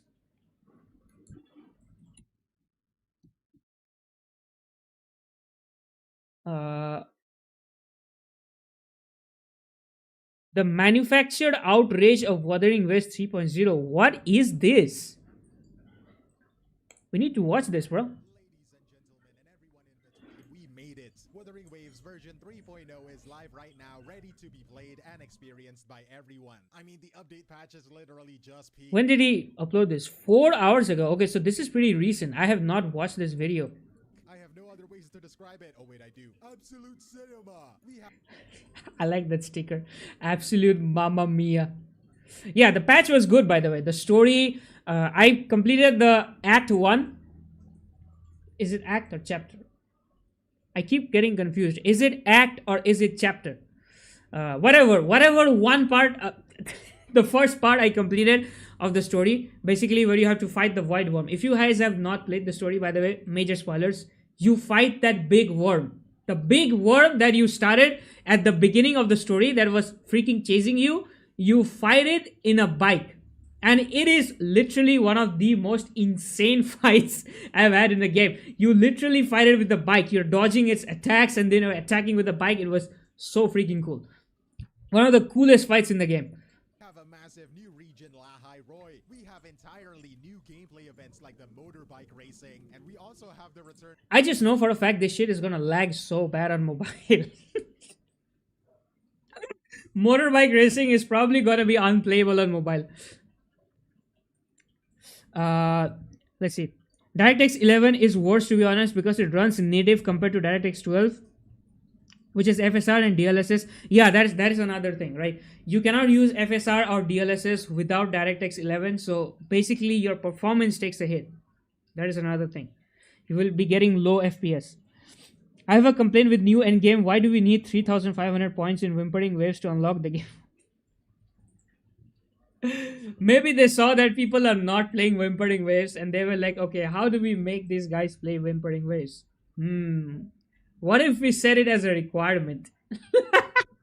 They were like, yeah, people are surely gonna be playing Whimpering Waves, and Tower of Adversity if that is a requirement for the new stage. I mean, Tower of Adversity, I guess everyone does, but Whimpering Waves is, I think, a lot of people skip.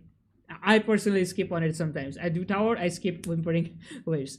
So maybe they were like, okay, now we are gonna be making them do Whimpering Waves now. It's typical Hoyo games, bro. They often put so many useless dialogue for the story. So I mean, I completely agree, bro. I completely agree. But if I say this to people who play Hoyo games, they're gonna crucify me, bro. They're gonna crucify you as well if you go and say it to people who play Hoyo games. I personally feel like most of the story in Hoyo games can be wrapped up within like 2 or 3 hours. If they have a 30-hour long new Archon quest, they can probably wrap that up in 3 hours. The reason why it's so long is because you are running from one point to another in the city. You have like dialogues with literally zero voice acting sometimes in the story. You have to read through all of that shit. That is what takes a lot of time. If they remove all of that, if they want to make the story more engaging, they can do it in 3 hours. And of course, Paimon. We cannot forget about Paimon. In 30 hours of dialogue, probably 10 hours is gonna be Paimon screaming. I am so glad that the voice actor of Paimon is changing. So glad. So glad. I used to keep voice acting off in Genshin Impact. When I play, I turn down the voice volume to 0 because I just cannot listen to her. It was so annoying. Act 3, Chapter 1. Yeah, bro. Chapter. It is chapter. Yeah. I completed Act 3, Chapter 1 yesterday. It's just peak, bro. It's just peak. Uh, it's more action packed. Let's just say it's not as emotional as Rinasira, but it's more action packed. Yeah. I mean, it will probably get more emotional because Linna's background story is kind of messed up, but but yeah, the chapter 1, the starting is a little bit less emotional than I felt in 2.0, but it's more action packed, more fights, a lot more stuff happening. And you know the part where the Void Worm attacks. Okay, this is another spoiler, by the way. Yeah, when the Void Worm attacks the Star Torch Academy, that cutscene, bro, that cutscene was peak cinema. Peak cinema. The way the dust and everything, it just took over the entire Star Torch Academy. Insane stuff. Is the new endgame good? We need 5 teams and we can't change gear in between them. See, the new endgame mode is basically for people who are like veterans in WuWa, like who have played the game from 1.0. You are clearing every single tower effortlessly. You don't have any problem. And now you have like 5 or 6 teams, because let's be real, you're going to be pulling Linne in the new patch, right? And in the future, you'll probably be pulling Mornier, or you'll probably be pulling any other character. You will have a whole new team. But you already had 3 teams for Tower Adversity. So what will you do with the new team?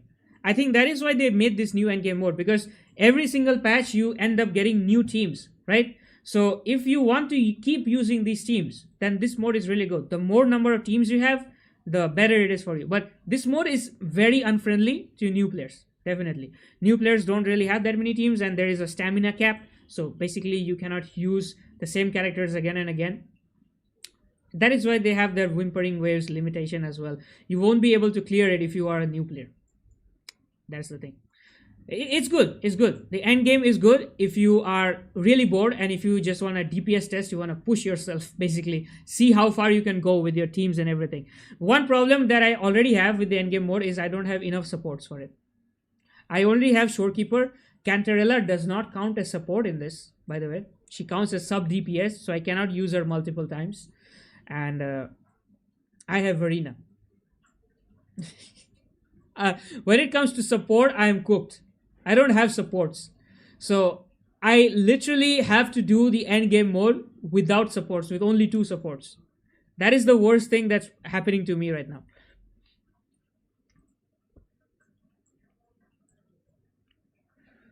Of very loved events like the Echo battles, not forgetting. Oh, I need to try this out, by the way. It looked so interesting in the video. It looked so interesting. It was like Pokemon battle, bro. I am such a huge fan of Pokemon. Ever since I was a kid, I loved Pokemon, and they basically added Pokemon battles. I am so happy they did this. I mean, hologram Dreamless? About time. The attacks are so beautiful, like, oh my god, mommy dreamless. Anyways, Mommy Dreamless? Dude, are you okay, bro? Mommy Dreamless?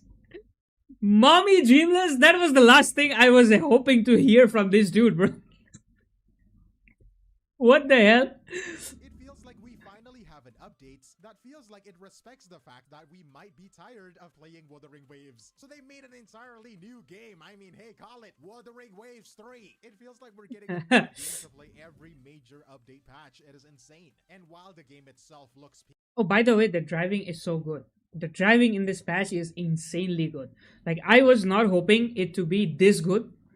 The bike speed and everything. I when I looked at the the leaked footage, and then when I looked at the trailers and everything, I thought that the bike was gonna be very slow, but it was very fast, bro, and it was so good. Like the feeling, the engine sound, and when you are moving over terrain, you can see like the suspension of the bike and everything working. I appreciate all of that stuff. It's really cool. I will say WuWa is like Demon Slayer, looks good, but the story is okay and it's just hype. Genshin HSR are like One Punch Man. One Punch Man, or you mean One Piece? Good story, good story and good characters, but no animation. Oh, no animation. Okay, yeah. One Punch Man, yes. One Punch Man, bro. I understand. You can also call it like One Piece before the the what is it? The Kaido arc? What's the Kaido arc called, bro? The Wano arc, yeah. One Piece before Wano arc, when it had pretty bad animation, but the story was so big. There was so much stuff going on in the story, right? The lore in One Piece was so deep, and only people who basically can watch the anime with their eyes bleeding are the ones who watched it, and it was so worth it. It was absolutely worth it, right? Genshin is kind of like that, yes. A lot of lore, a lot of story, but the animation and the storytelling experience is kind of like it's kind of mediocre, right? The graphics is kind of mediocre. WuWa story, on the other hand, is very simple. They go straight to the emotional aspect. If someone is supposed to die and it makes the story good, they'll kill them off. Right? They won't like beat around the bush. They won't do anything that will extend the story.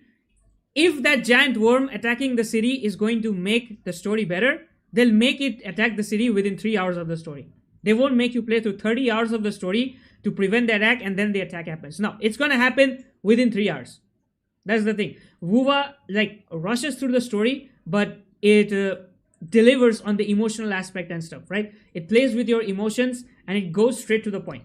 I personally prefer when stories are not 300 hours long. I'm furious.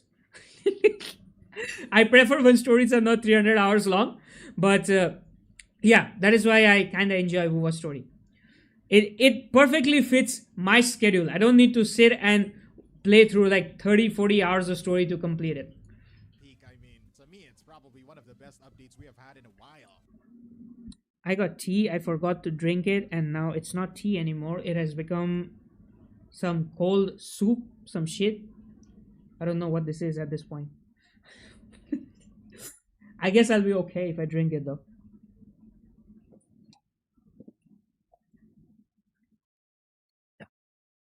Drank it down like protein shake. Okay, let's take a look at this video. Uh, all right, let's read a few comments first. I think a lot of comments have come up. I even consider making second account to read the side quest, bro. Yeah, man, the side quests in this game sometimes they are like so deep. Suddenly you get hit with some emotional cloud you were totally not expecting. That is something. Yeah. The bike is really have limitation on track compared to wing, just go straight to. Yeah, that is something that I feel like the bikes flying could use some work. Like the bike's flying is a little bit choppy. It goes through like bursts, it dashes a little bit, then dashes again. So if it had like proper flight, they did not really have to remove flight. They could have kept flight and bike at the same time. I don't understand why they removed flight and they put bike. Like, why, bro? Just add the bike. Like, I don't think anyone would have been complaining if they had both, right? Maybe people would have used flight more than the bike, But why does it matter? It's not like they are trying to, you know, oh, they are selling bike skins. Is it because of that? Because they realize that if people can fly, they will not use the bike, and they won't be able to sell bike skins? Hmm, very possible, to be honest. Because if you take a look at the bike customization, they put in a lot of effort into it. You can customize a lot of the bike, and it's very possible that later on they will launch new versions of the bike, like different models and stuff. Maybe they did it so people spend money on customizing the bike, because if they could fly, why would they use the bike? That is the biggest question. We still need to upgrade the bike. Yeah, we need to. You need to go to level 5. Level 5 is when you get the level 2 speed on the bike, and it does not increase after level 2. By the way, level 2 speed is the max for the bike. So level 5 you will reach pretty easily. I think I was doing the story, and just after clearing chapter 3, like chapter 1, I was already at level 3. So maybe if you just finish the story, you will probably be at level 4, or maybe halfway through level 4 of the bike, and just do some exploration. Level 5 is pretty easy to get. That's the thing. We need good gaming community from India. There are many good games, but India only plays Free Fire, bro. That is so painful, man. Don't remind me of it. Don't remind me of it. You know the reason why I make content in English? I used to have a Hindi gaming channel, and I used to play games on it like Ghost of Tsushima, Red Dead Redemption 2, right? I played a little bit of Marvel Rivals when I was playing online games, right? I played Wuthering Waves. Literally zero views in the Indian community.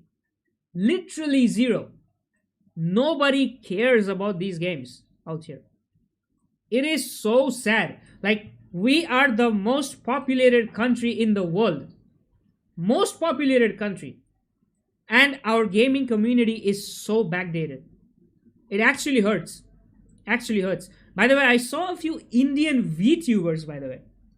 That is very interesting. I saw a few Indian VTubers. I never imagined that I will be seeing Indian VTubers, but I saw Indian VTubers. Wait, I'm forgetting her name. Okay, let me check her name real quick.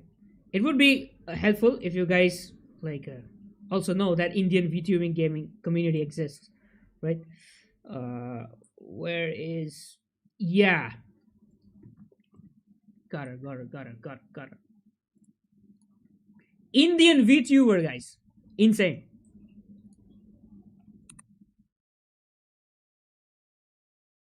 Just randomly got recommended on Instagram. Randomly. Indian VTubing journey. Can you believe this shit? Can you believe this shit? We are having Indian VTubers in 2025, almost 2026. Crazy. And she's been streaming. She's been streaming for quite some time, by the way. Yeah, if you guys are into VTubing and stuff, like if you guys like watching VTubers, pretty good content creator. I enjoyed watching, like, very good accent, by the way, very good accent as an Indian. Also streams in English, unfortunately, because if you don't stream in English, you don't get views. But yeah. All right, let's go back to our boy Glaive Keo. What has he made? Well, the drama and the doom posting around it has been pretty incredibly brain dead. We have people doom posting and starting gacha tribalism. Okay, the comments just show that the gacha community is filled with a bunch of hypocrites. When HSR drops a spending event, it becomes predatory and greedy. When WuWa drops a highest price bundle, it becomes, well, they're not forcing. How does a spending event have to do anything with bundles in game? You gotta respect Smack for keeping the same energy with both. Cleared Expedition 33 usually costs $40 on Steam for the standard edition, but it's frequently sale for around 20% off at $32, with current promotions extending around to discounts during sales. Alright. What? Okay, maybe. Did he just put a random gacha smack post? The hell? But you cannot really compare a spending event to like a bundle, right? Because a spending event is like both of these, I don't honestly have a problem with any of these. I had a problem with the ZZZ spending event that happened recently because they are giving Jane Doe skin for free and they put Jane Doe in the spending event. So that kind of promotes a little bit of FOMO, if you guys understand, right? You get this really good skin for Jane Doe, but if you don't have Jane Doe on your account, then you see Jane Doe is on the spending event, it can introduce a little bit of FOMO. But HSR spending event, I think it was completely fine. Like they added skin into it. They just added Sirene's weapon skin, I guess. What's the problem with spending in like for a skin? I don't really understand. Like we literally have games that do gacha for skins, right? And gacha can literally go up well upwards a spending even. So I don't know. It feels like this hate was very much forced, to be honest.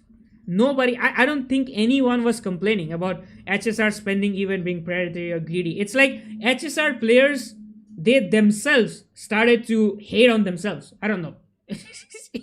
They literally started hating on themselves. They're forcing the hate on themselves at this point.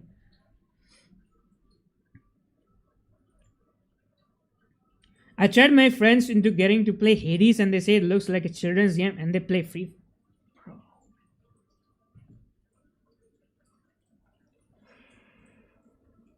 May God save their souls. May they find peace in gaming community. Oh my God, bro. What did you just say? What did you just say? Yeah. Nah, fuck Box 2. He's just like a kid crying in the creator space. Okay, I need to go and check his Twitter, I guess. This dude is kind of huge, I guess. I have not seen him. I have not seen him somehow. Box 2. Is there a Box 1 as well? Let's take a look at his account. Gacha content creator. Okay. What even is this account? Okay, here he is like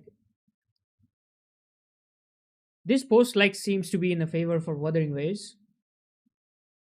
Alright, Hoyoshills versus Kurobots War Over. I'm dropping one final video. I'm not gonna be watching his video, man. I just know it's gonna be very toxic. Confirmed HSR players hate Blake Slop. What even is this account about? Number 14. Oh, of course, WuWa botted their votes. Why wouldn't they? He's posting because there's nothing to do in HSR, and you're replying because there's nothing to do in. Man, is this account completely based on like spreading hate? Like spreading really useless controversies? I went to the priest today and confessed I made fun of Wuthering Waves. He didn't. Damn, bro. The hate is so forced. It's literally so forced. Can you believe all these posts done in one day, by the way? What is this?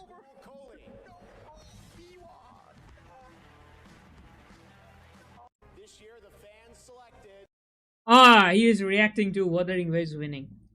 Can you believe this shit? This guy came online on December 12th and he decided to make 3 hate posts on WuWa, then proceeded to react to the Game Awards and got frustrated because WuWa won an award.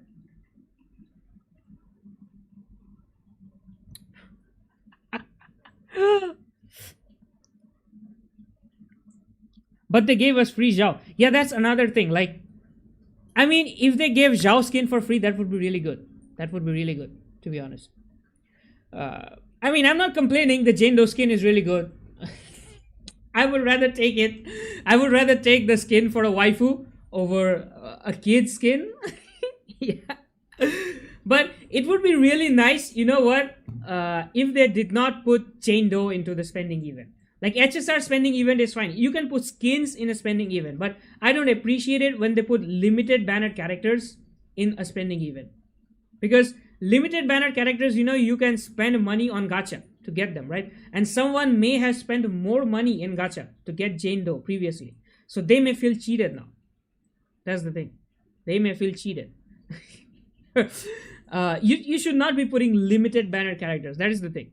That is my point. You can put skins, you can put even standard banner characters if you want, right? You can put standard banner weapon selectors if you want, but don't put limited banner characters because people are already spending money for them in their banners, right?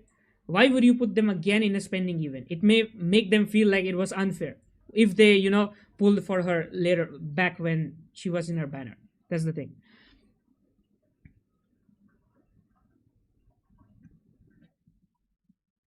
If it's because her bow skin is kind of made for $300 US, I mean, bro, her bow skin was basically made to be gooner bait. Like, you can see her with the trailblazer. When you use the bow skin, her animation changes, right? Her ultimate ability changes, and you get these snippets of her simping for the trailblazer in the animation.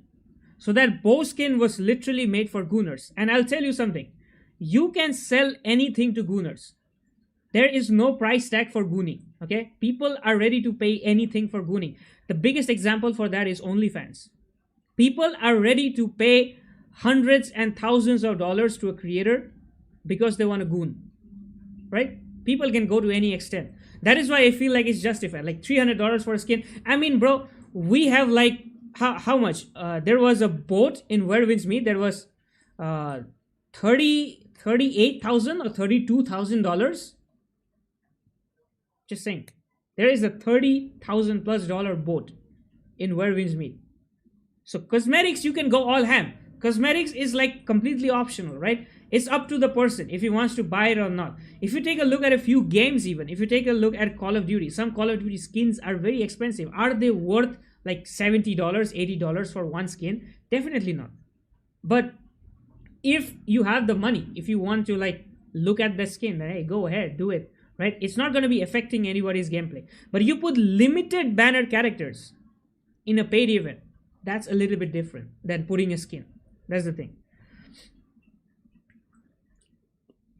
I like Tectone more in case of toxic creators since he spit more fact. Honestly, bro, Tectone kind of grew out of controversies. I respect M-Tash more than Tectone, to be honest. Like, Tectone is a dude, I respect the dude, right? He speaks the fact, like, he speaks truth. But he also does a lot of controversy farming. Like, he will literally create controversies to get a lot of views. But M-Tash, I feel like he was a very honest dude. He was very honest with his opinions. He was very honest with his criticism. And just look what the gacha community did to him. Right? He had to quit gacha. Unfortunately, that dude does not have a lot of tolerance for toxicity. Like, he made a recent video on DNA, I think, and he was saying that the reason I stopped making gacha content is because I cannot handle the toxicity, right? So that is one thing. But Tectone has a lot of capacity for toxicity, and you just know, bro. He creates more toxic, like, people talk toxic shit about him. He takes that and converts it into content. More like, a lot of people don't have that capacity. They get mentally drained when they see people speaking toxic shit about them. But Tectone has the natural ability to convert that toxic stuff into more content. I think that is why he just blew up so much, right? He blew up so much. I think at this point he's kind of reaching the levels of Asmongold. Asmongold gets a lot of hate. A lot of people hate him, but that dude is doing fine because he literally farms content out of hate. And he's just making money. At the end of the day, he's making a shit ton of money. That's the thing.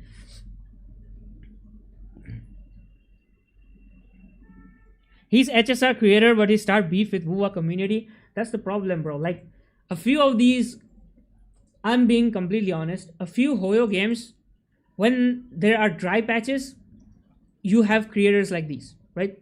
If there's a dry patch going on, what is this dude gonna post? He has to post every single day to make money. So what he is gonna do is he is gonna make a WuWa hate post. And people will get baited. People will obviously get baited. He's gonna get views, he's gonna get paid. Because if there's a dry patch in HSR, he cannot post HSR content, right? He will not be getting views. That is the sad reality. So he'll just go ahead and make controversy content because he has to make money. At the end of the day, every creator out here on YouTube, on Twitter, on any platform is just trying to make money.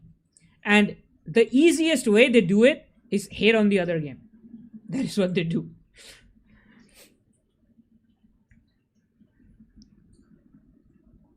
Yeah, that's Tecton, but he not melt down from backslash. Yeah, basically, he does not melt down from backslash. In fact, he creates more content out of backslash. Not like Box 2, he be crying on his own. And like I said, right, not everyone has the capacity to handle toxicity. Some people actually get triggered. But Box 2 is different. Like, if you are on Twitter, you guys know that you can get monetized for your comments as well. On Twitter, for replies, you can get money. So if he is fighting people in the comments, he's actually getting paid for that. Keep it in mind, right? If he is spreading toxic shit and he is fighting people in the comments, he's getting paid for every single comment reply he makes. And that is why he's fighting in the comments. That's the main reason. If he was not being paid for this, do you think he would do this? Do you think a sane person would wake up on 12th of December and create 5 WuWa hate posts if they are not being paid for it? Everyone has their reason, and it's always money.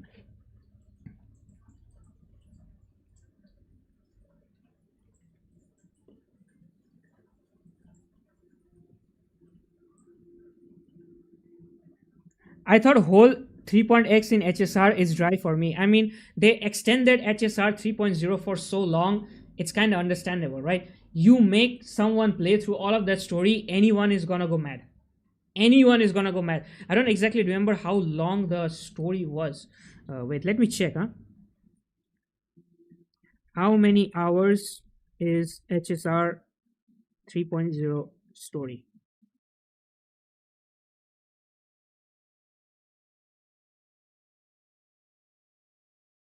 It wasn't 3.0 or what?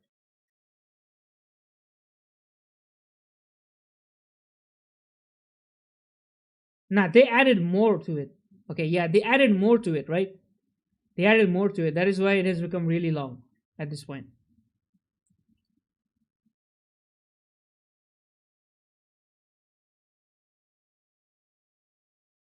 HSR is a side game for Genshin.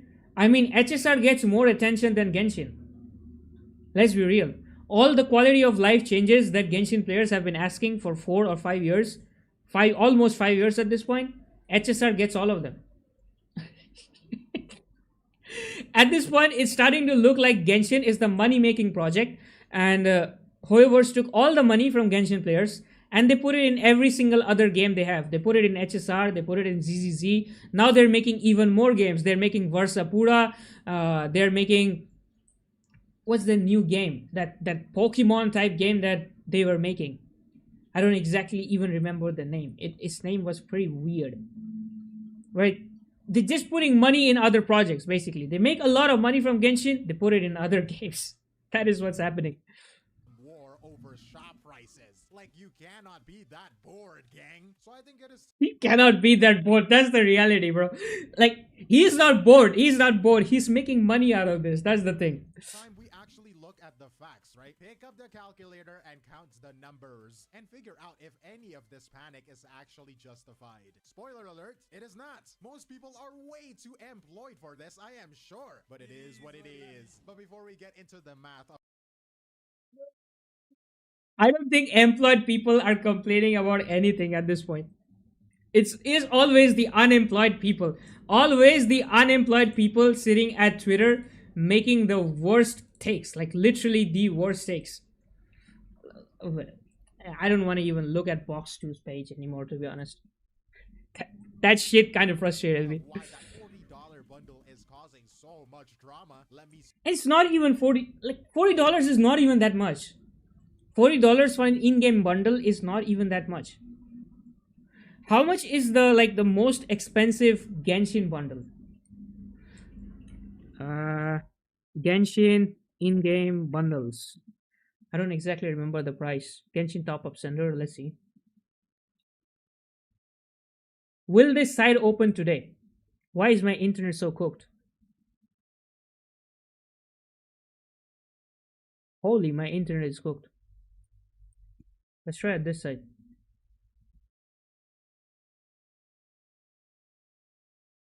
Wow, it's a blank page. All of these are blank pages. Interesting. Is the official site down? Oh no, it wants me to log in, bro. I'm not logging in on stream at least. Uh, uh bundles, prices.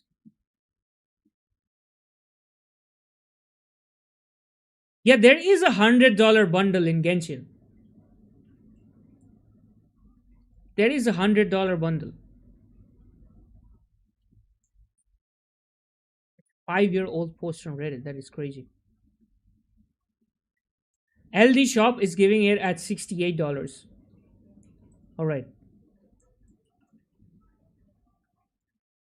There is $100 bundle in Genshin, and this dude, Box 2, was complaining about a $40 bundle. What is it? Box 2 was complaining about a $40 bundle when there is literally $100 bundle in a Hoyoverse game. If this isn't hypocrisy, then what is hypocrisy? This dude is the perfect example of someone who's just spreading hate for content. If the games you are playing did not have a $40 bundle, I don't think that would be like then I guess you would have made this argument. It would have made sense. Your games have like $70, $100 bundles, and you are complaining about a $40 bundle, bro. That, like $40 is not even that much. I have seen way expensive bundles in other games. Okay, I've seen Valorant skins going for more than $40. I have seen Valorant skins go for like $100. What is this? It's so forced, man. It is so forced at this point. Developed by the trusted Today's video is sponsored by LT Shop, a formal game in the first place. Fortunately, today's video Oh. is sponsored by Dude got sponsored? I don't think I have ever seen a sponsor segment in Glaive Kio's channel. Well, that's good for him. I mean, LD Shop is really great. I run a Facebook group, by the way, and yeah, I got sponsored by LD Shop once for Facebook. Yeah, they're good guys. A formal game top-up platform developed by the trusted I still use it for like recharging and shit. Their prices, power for to provide you the game you're seeking records for practice. This ensures a got ban efficient and you will watching. If Wow, bro, the sponsor segment is huge. How 1 minute 30 seconds to like did he just talk 2 minutes for sponsor? That is crazy. How much is this dude being paying? Dude, it's like all right, good. the Never game mind. has ever had. And Dude is making money. Dude is making money.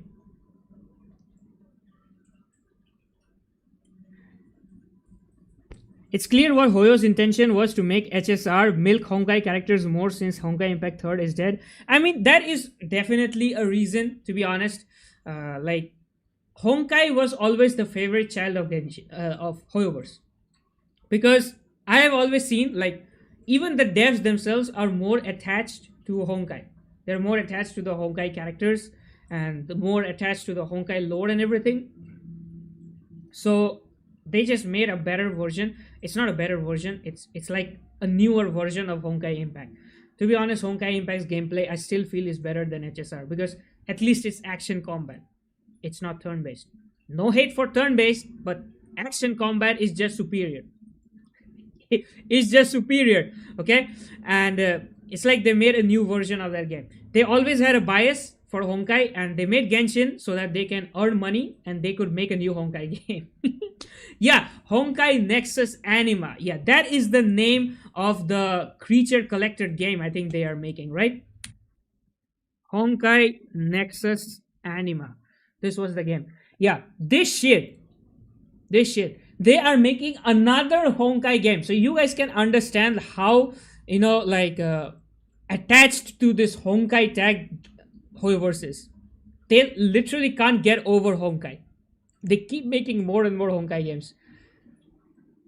Why are all the Hoyoverse websites loading into a white screen. Is something wrong with Hoyo sites today? I don't know, but I guess everybody knows about this game, right? Everybody knows about this, making basically like a Pokemon clone at this point. But yeah, they are so attached to Honkai, they keep making more Honkai games. This is the third Honkai game in a row. Crazy. I like Glaive. He just picks facts. Yeah, bro. Glaive's takes are like straight up so unbiased, in my opinion. Straight up very unbiased. He complains about anything that is wrong, and he doesn't give a shit about what people are talking about him. And he's also not very extremely toxic. Like he does not create hate because he wants to make content. If there is a problem, he will address it. If there is no problem, he's not going to be making content just to spread hate.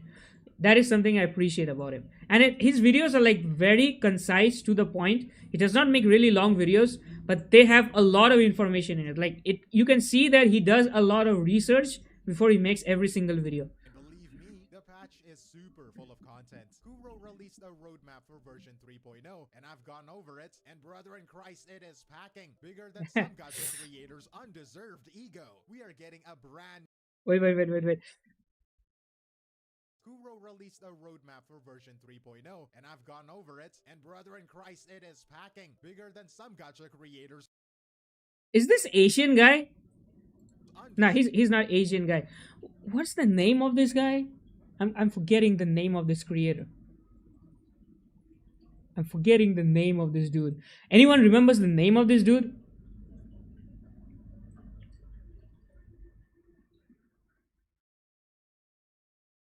No. This is not Saint Antos, bro. This is not Saint Antos. Like Saint Antos looks very different. Saint Antos is like a grown-up man, bro. This guy is not a grown-up man. all Wait, where is he? Yeah, this is Saint Antos, bro. This is someone else. This is someone else. I feel like I have seen him somewhere. I'm forgetting his name. He was very popular. He was very popular. You're wrong. There is the Moon Honkai Goken. Yeah, Honkai Gakuen. I forgot about the old ones, bro. I forgot about the old ones. They have been making Honkai games for the longest time. Honkai is basically at like Hoyoverse's pet child, favorite child. Genshin was basically the side project. It just happened to be very successful and it made a lot of money. But they are still sticking to the Honkai formula. deserved ego. I feel like this guy is Asian guy. No, Asian guy was also very young. Asian guy was did his face change?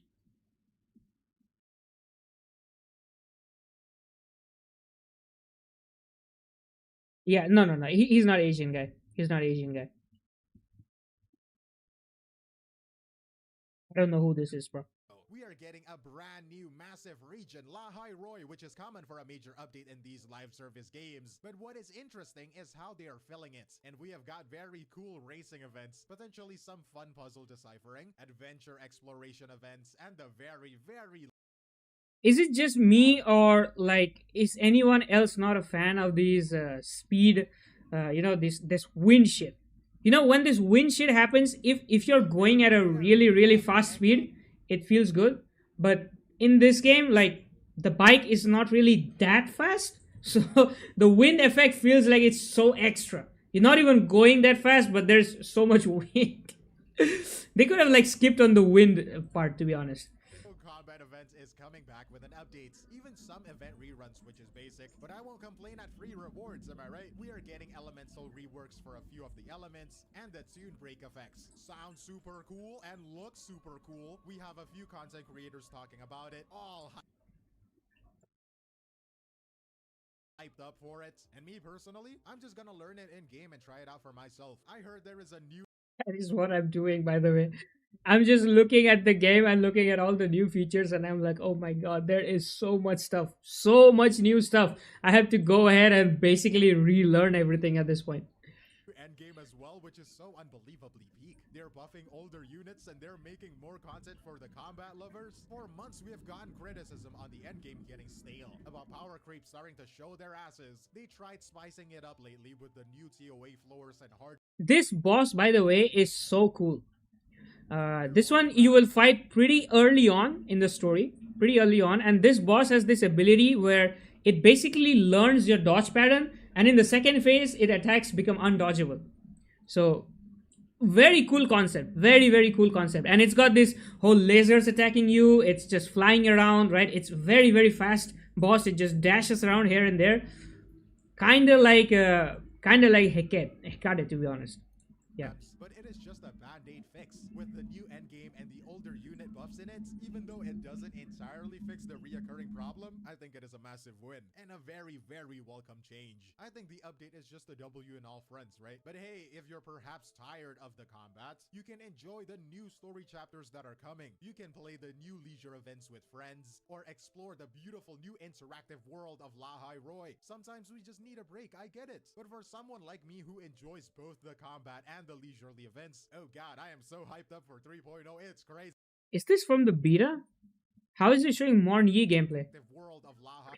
Hey, he's probably showing it from the like the beta or whatever, right? Morn Yi gameplay is not out, right? Morn Yi official gameplay is not out.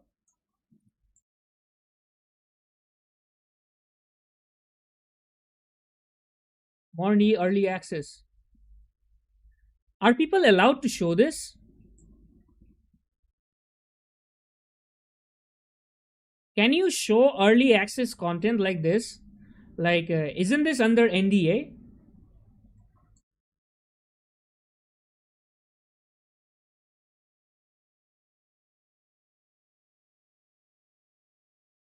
Her kid did get revealed, like I know that on Twitter, uh, but I don't think you can show a gameplay for a character that's in beta. Is it this one? PlayStation official? Is it? Is it? Oh, I guess this is the video from where he took it. This is the exact same clip he used. This is the exact same clip he picked. Okay, yeah. Okay. Is the PlayStation video? Yeah, that's what I just discovered it right now. This is the same exact clip he used. All right. He is 2HU. 2HU. Who is this, bro? I feel like I have seen him somewhere, but 2HU. Yeah, bro. I think it is this dude. It is this dude. He's a ZZZ creator. What?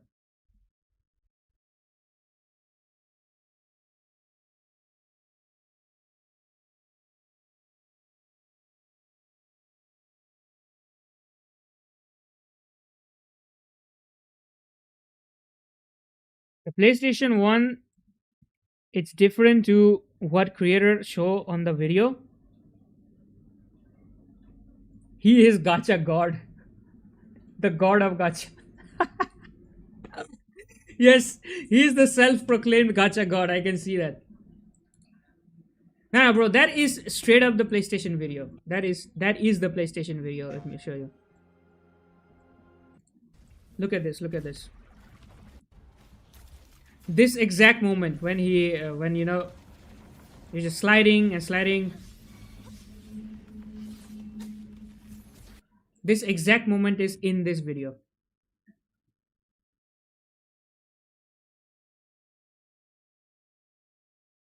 Where is it? As well, with personally cool, we have a few game and try it out for myself. I heard there is a new end game as the covering to show their asses. They tried spicing Yeah, look it at up this. lately with the new TOA Look at this. floors and harder holograms. It but is just it is the PlayStation video. It is the PlayStation video. He just put the PlayStation video in the background.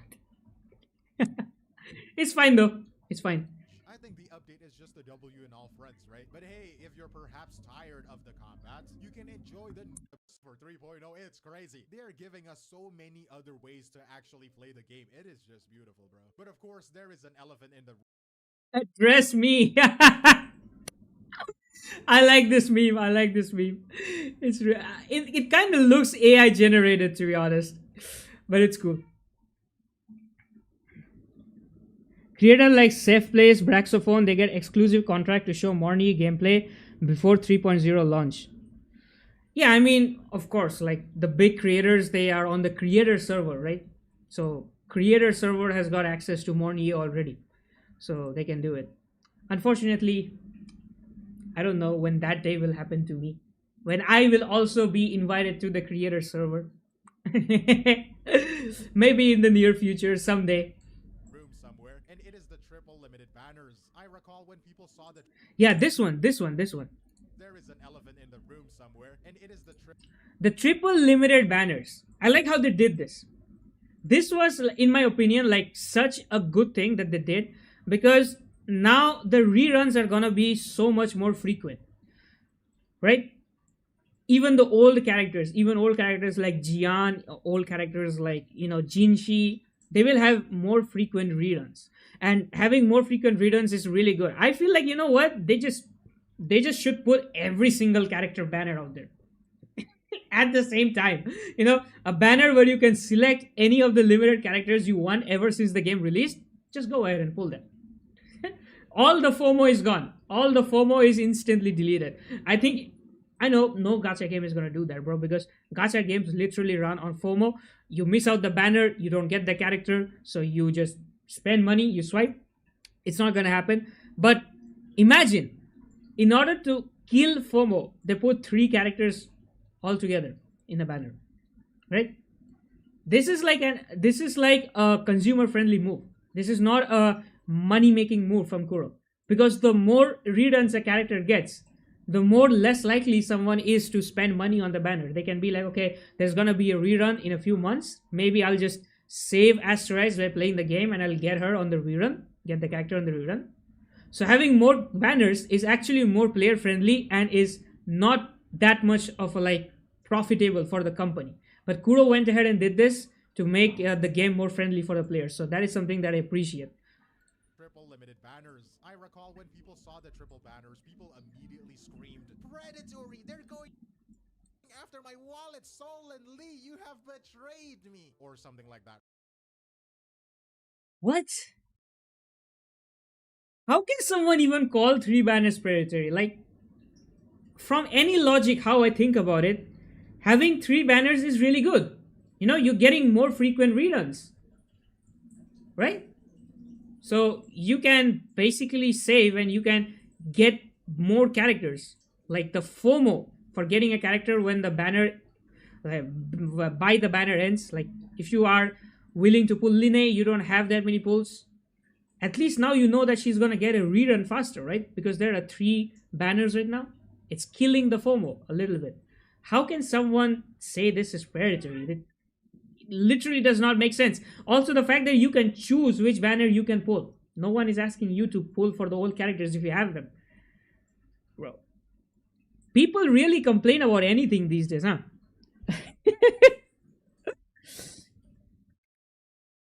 Yeah, it's not like Genshin need to wait 1 to 2 years. Yeah, exactly, bro. Do you guys remember how long it took Shenhe to get a rerun?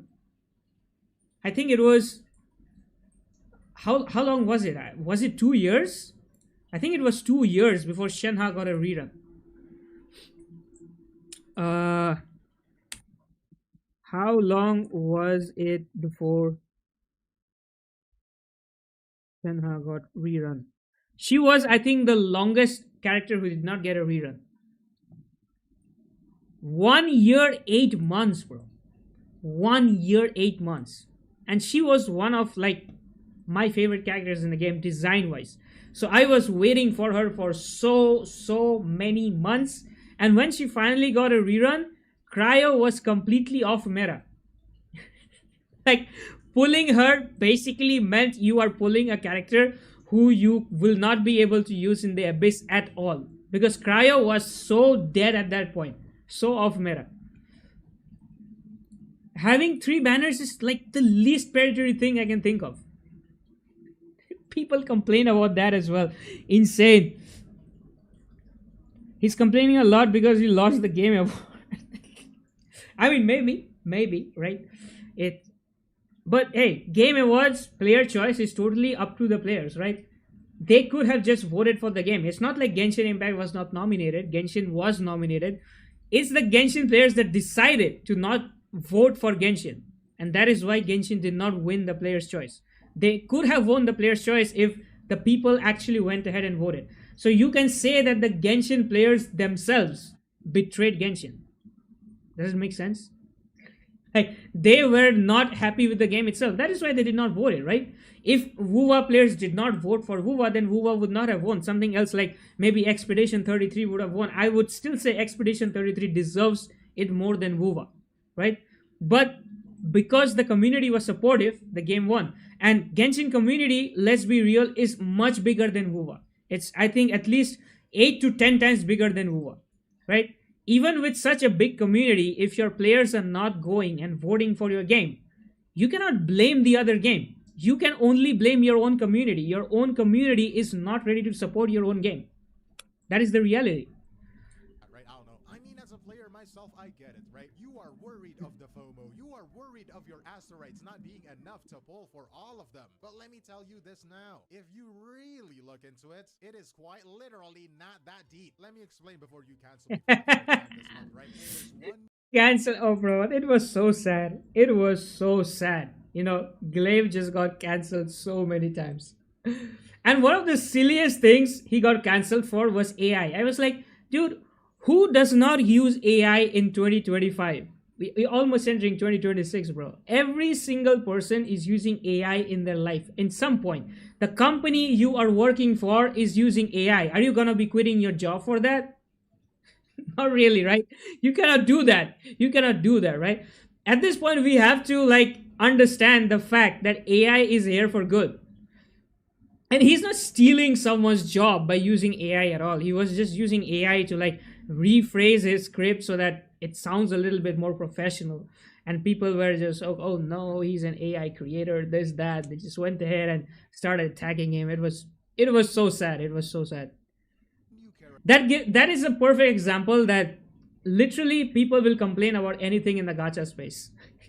And 2 reruns per half. This is not the player spending trap that you make it out to be. It is more of a catch-up lane. If you're a long-time player, you probably already have the old units, so you can quite literally just not pull. If you're new though, this is great because you don't have to wait a year for a character to come back. Or you can be And the better thing about this thing is WuWa does not power creep its characters as much as other gacha games, right? So even in this banner, where you have Cartesia, right? Where is it?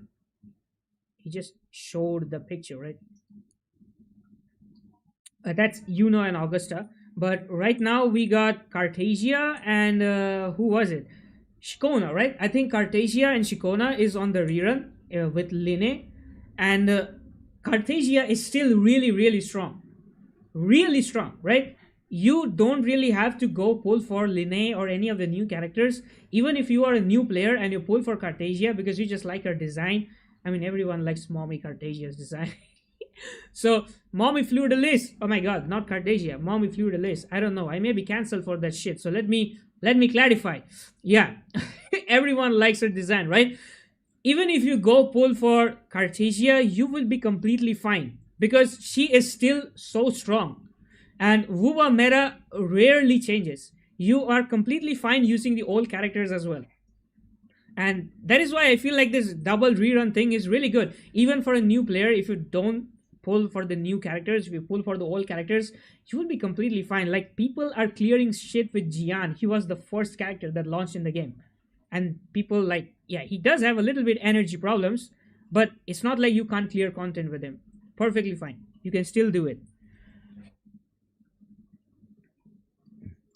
One simple, save your asteroids. For God's sake, save your asteroids. Of course, man, you have to save your asteroids. That's the thing. That is the thing. And you guys know what's happening in ArcNet's Enfield, right? Up till 80, your PD is not saved. So you have to make 80 pulls, and after 80 pulls, whatever pull you make, that PT is gonna carry forward. So in that game, you have to save your pulls even more. If you FOMO pull on any banner, if you make 30-40 pulls, you cook. that PT is going to the ether. All those pulls are going to the ether. Bro, I don't know if you spend money in gacha, but I got panic attack from watching the prices in the store. My semester fees is 23,000 rupees. The prices is outrageous in these gachas. Obviously, like, I spend money in gacha only for the daily pass. Okay, the daily asteroid pass. I only do that in patches which are dry. Basically, there are no events that interest me. So I take the asteroid pass and it gives me 90 asteroids every single day, add up with the dailies, and it's like almost a pull every single day, right? I have only spent money over that. I have never spent money in a gacha over a character, and I still feel like you should not be spending money on a character in gacha, because for even if you're spending like 30 $40, you can get a brand new game with like hundreds of hours of playtime for 30 $40. Expedition 33 is $40. You can get that game for $40 and it will have hundreds of hours of content. It's the game of the year. It's a really good game. So I personally don't feel justified spending $40 even for a bundle for a character. But there are people out there who would rather play this game than Expedition 33, right? Like you said, there are people out there in India who prefer playing Free Fire over Hades. It's it's people's choice. You cannot do anything to change people's choice. And if they have money, if they want to just play one game, they just do whatever they want to do, right? They go ahead, they spend $40, $100, $400 on a game. It's their choice, it's their money. We can't do anything about it. AI have good intention, but AI also make chaos in many space since it is steal artist, art, music, etc. to train without their permission. I think yeah, that is definitely there is definitely a gray line to that. Obviously, right? A lot of aspects in AI is kind of sus, but that is the problem. It is here to stay. We can complain about it, but at the end of the day, companies will still use AI, right? It saves them money, it saves them time. So they will always prefer AI over a real artist. They will always prefer AI over a voice actor. And it's happening. It's happening. There are many games out there that are using AI for like the story of their games, right? For designing the characters, for their voice acting, because it's just cheap. At the end of the day, if you take a look at how expensive game development is becoming, can you even blame these companies? Like, take a look at a few AAA games, right? They are spending like 600, 700 million dollars on a game. That is a lot of money. If a small studio wants to make a game, they literally cannot hire people. The prices have become so high, inflation is so bad that they are forced to use these tools. That's the sad reality, right? When we got telephones, the people in post offices, they lost their jobs, right? They lost their jobs. When we got internet messaging, a lot of the telephone booths, a lot of the people working in telephone networks lost their jobs. It's happening every single time. And that is why, you always have to stay updated. That is the reality. A new thing comes in the market. If you are not training yourself according to the new skills, if you're not adapting yourself, if you go against the flow, if you try to go against it, the world is not going to stop for you. You will just be left behind, and at the end of the day, you will be the one who will be unemployed. You will be the one who will be broke and crying. That is the reality. So the only option is just adopt it. Just learn how to use it. I keep seeing people about the pink haired girl and they keep saying that she is Elysia or Cyrene. Oh man. A pink hair, man. I knew as soon as they put a pink hair girl, that comparison is gonna happen. And it's happening. 100%. Just enough of this Hoyo didn't invent the pink hair. Exactly, man. Like, I knew it for a fact. As soon as the pink hair girl is gonna come up, people are gonna compare her to Elysia. It's gonna happen. 100% is gonna happen. And it's happening. It is happening. It is so funny. I used to use AI until I stopped using AI. I realized how many of the suggestions say don't use it. I mean, there are reasons, like, there are many anti-AI stuff out there. Like, when I was in college, I could not use AI because my professors used to check if the material I'm submitting is made by AI or not. AI can definitely be like, very counter creative, very counterproductive. And in those situations, I prefer, people not using AI at all. But Yeah. Those who are using it, they will keep using it. Unfortunately, we cannot change it. Bro, why am I not feeling high for Arknights Enfield? Who was spoiling me, bro? Arknights Enfield is good. Let me tell you that. Okay, I took a look at some of the gameplay for that game, and it's looking really nice. The problem is, going into 2026, we will be having many gacha games. We will be having all the all the Hoyoverse games, four Hoyoverse games, right? We will be having WuWa, we will be having NTE. NTE is also probably going to be releasing next year. We will probably have Ananta releasing next year as well. And we will also have Arknights Enfield. If you are someone who plays gacha games or who plays mobile games, you are in a very tight spot. I don't think anyone can play 7, 8 games, right? Unless you are majorly unemployed, you don't have any work to do, you don't have to study, you don't have to go to school, you don't have to go to a job, you're just sitting at your home playing games all day. You cannot play 7, 8 games at a time. So a point is going to come where the gacha community is going to be massively split, right? A huge migration is going to happen. A lot of the players are going to leave old gacha games and they're going to be switching to new gacha games because the old gacha games, they just can't keep up, right? When it comes to visuals, when it comes to gameplay, when it comes to like the story and everything. And honestly, if someone is playing a game for 4 5 years, 6 years, they kind of get bored, right? They want to try out something new. So this major shift is probably going to kill a lot of gacha games. Maybe not kill, but maybe gonna reduce a lot of gacha games. Like I feel like games like Genshin Impact, Honkai Impact, even older games like Arknights, the classical Arknights, right? Blue Archive. These games are gonna see a huge drop in player numbers after all these new gacha games are out. Another cook, bro. They they're confusing their identity. They changed from NTA like to GTA like. I mean, I am a bit confused about the monetization situation of Anata personally. Like, how are they going to monetize the game? I'm 100% sure if they try to sell skins, it's not going to work, right? If they are going down the GTA route, GTA makes the most amount of money from GTA Online. That is the reason why that game is alive, because it has GTA Online. Ananta, it does not seem to have anything like that. They have not really said anything like that, right? If they don't have anything like GTA Online and they're making a game like GTA that is free, there is no possible way that game is lasting. Like it will literally enter EOS in a few years. They have to make a sustainable monetization model. So I think now they need to work on something like GTA Online. So people can.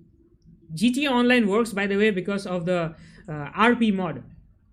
Creators and everyone doing role plays, they're just modding GTA Online, whatever, creating custom servers, creating custom races and all that stuff. If Ananta is not allowing all of that, there is no way that game is surviving. That is the reality, and that is why I feel like NTE has more chances of success than Ananta. Even though Ananta looks more visually appealing, more high quality, the monetization in that game is a little bit iffy.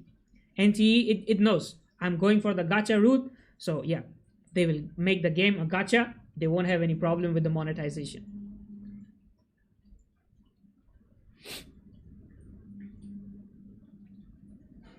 I hope Ananda does not turn out like Duetnet Abyssium, man. That's something that I personally hope as well. Also, I wish that the game actually works on mobile. By the way, not 5 FPS, please. I hope that it actually works. The small gacha games, one is shutting down. They can't gain gacha community since many gacha players only play Genshin. I mean, recently, Brown Dust was it? One gacha game just got shut down. Which one was it, bro? Recently, one gacha game just got shut down. Gacha game shutting down.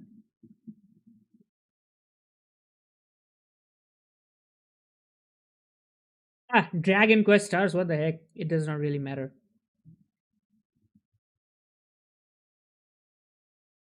They shut down 2025's biggest, newest gacha. Okay, yeah. Sticks. I think Sticks made a video on this.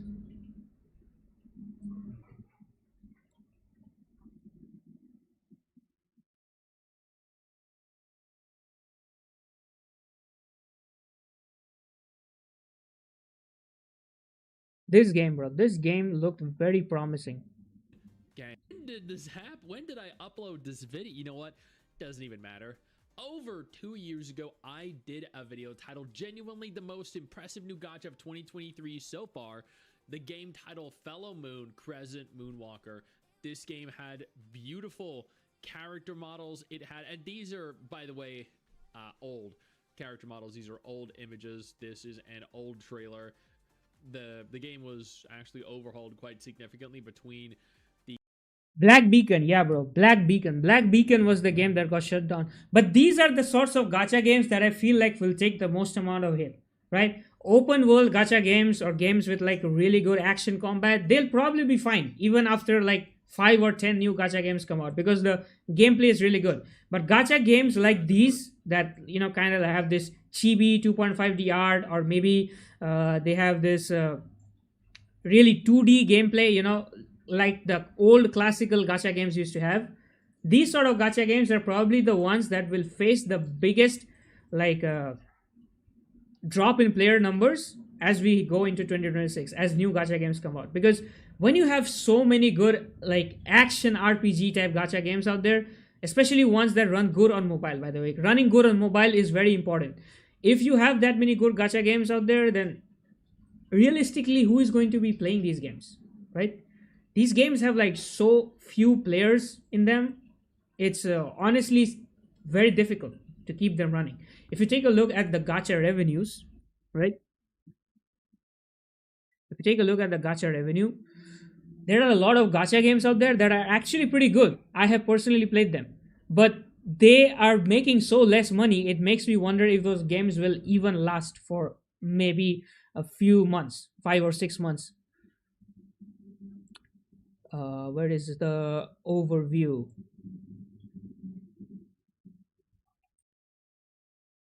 Total revenue.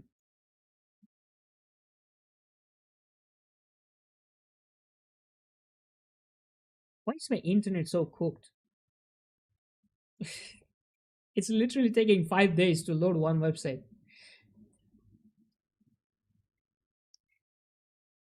EOS era of solo. Do you guys remember that one game called Brave Frontier? Yeah, man, that game was good. That game was good. Where is the overall revenue chart? Yeah, this is the one. This is the one. Okay, yeah, this is the one. A big news: WuWa hit 50K new hire in Steam. Wait, did it? Did it? Did it? Do I have Steam to be open? Yeah, I do have Steam to be open.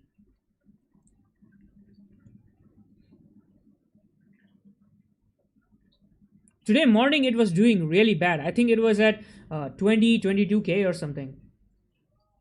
Nah, man, where is 50K, bro? What are you talking about? It's not at 50K. It has definitely increased in number, but this is something that I'm saying. Like version 3.0 dropped and it peaked at 40,000, right? So there is very less chance that it will cross 40,000 within like the whole span of 3.0, 3.1, 3.2.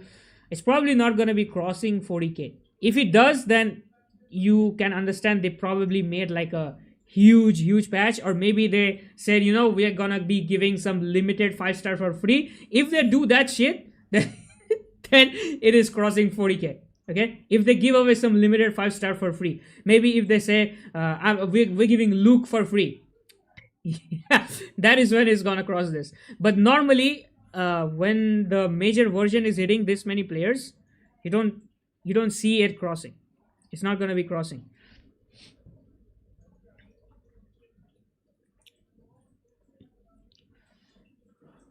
I mean, Toram Online isn't that popular MMORPG, but I do that for the creative story content. Toram Online somehow is still working. It's still online. That is crazy, bro. That game is so old. That game is probably older than me at this point. And it's still active. Like, huge respect to the devs for keeping it up. The website is said first, it's only on mobile. Second, it's the third party. We never know real revenue. I mean, I know, bro. I know. This website is not accurate. This website is definitely not accurate. But the problem is, this is the only website that we have. This is the only source of website. Other than this, the only source is random Reddit posts, random Twitter posts, right? From some people. If you want like a concise version of revenue, this is the only one. I know that this website screws up a lot when it comes to revenue, but yeah, it is what it is. Take a look at the games that are at the bottom of the list. That is where you will see a lot of games entering EOS. Tribe 9. This game was pretty new. Imagine making $2,000 a month, bro. Some people have more salaries than that. This game was making 160k. I don't understand why it went EOS. That is very confusing. But these games, Data Life series is pretty popular. $2,000 only in a month. Sereniverse 2,750. Black Beacon entered EOS 4,750. Like if you are making like less than $5,000 a month, how are you supposed to run a game? You have the staff that you have to pay. You have to pay for the server costs. You have to pay the designers for making the characters. You have to pay voice actors, right? So much expenses in running a gacha game. That is why running a live service game is so difficult, right? So much expenses. And you're making $5,000 a month. How are you supposed to run that game? It's impossible. One Punch Man World, bro. This shitty game did not release globally. They say it's global, but it did not release globally. I know for a fact, right? Half of the world cannot play this game. That is why it's making less money. I'm completely fine with it. You don't release your game globally, bro. You deserve that. Any other proper game out here that I remember?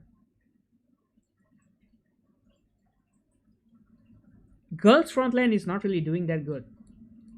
It's okay though, $68,000. I mean, I don't think they have to spend a lot of money, but they're probably not making a lot of profits. Very decent profits.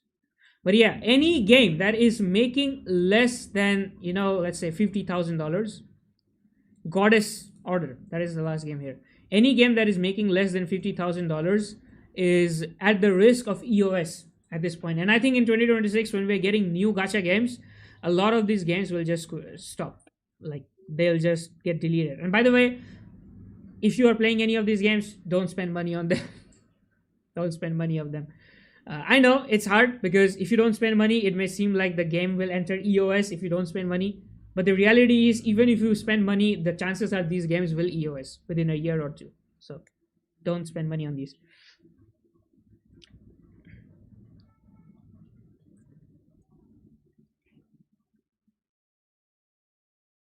Toram is just a different breed. Yeah, man, it's just a different breed, to be honest. I don't really understand why people don't want to make end field exploration become easier by adding climb stream. Bro, that is another thing. Like, end field exploration felt a little bit slow to me. That is something. Like, if you are coming from a game like Wuthering Waves and then you go to end field, it may feel very much like very slow exploration. You cannot even climb rocks and stuff like you do in Genshin. I don't know if they will change it. Like maybe they will add some way to traverse, but maybe you can craft something in the factory because you don't have the game right now, right? We can't say if there's gonna be any change. But the traversal in that game definitely does seem very painful. It's like they upgraded everything. They upgraded the graphics to such a point that you are seeing raindrops on the characters. But then they downgraded the graphics and this the mobility. They downgraded the mobility and they made it even worse than Genshin somehow. It's kind of like HSR. In HSR, you cannot jump, you cannot climb, you just walk. I hope in Enfield can you swim though? Can you swim? You cannot swim. So it's basically HSR. It's basically HSR. Don't mess with Arknight's community, bro. Their hard community is same like Genshin. Arknight's community is even more hardcore than Genshin, let me tell you that. I made videos on Arknight's Enfield and I can guarantee you 100% they are even more toxic positive than Genshin community. Genshin community knows something is wrong with their game, right? And some people will accept the fact that something is wrong with their game. You say anything about Arknights, bro, they will find you. They will come find you at your home. and they will pick you up and they will like beat you up.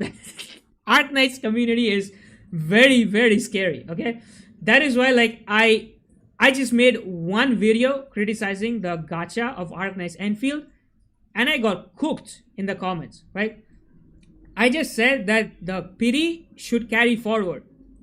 Like anything after 80 is being carried forward, they can just remove it. They can just carry forward the pity. I did not even like bash the game or anything, right? I said that the game is looking really good and all that. I just said that the pity should carry forward, and that managed to trigger the entire Ark Knights community. So, yeah, they are very hardcore. They are very very hardcore. I know it's really unfortunate. Come on, devs, don't listen to those. Just add climbing and swimming. Yeah, I mean, I don't know. I feel like if I make a video on it, I'm probably gonna be cancelled by the Ark Knights community. I'm scared to make a video on it, to be honest. I'm scared, right? It's gonna mess up my entire algorithm. I already don't get views on my videos, and if I make something like that, I'll be cooked. But that is genuine, man. Why don't they have climbing? Swimming, bro. Like, they added so good water physics in the game. They added so good water physics. It feels such a waste to not have swimming. It's such a waste.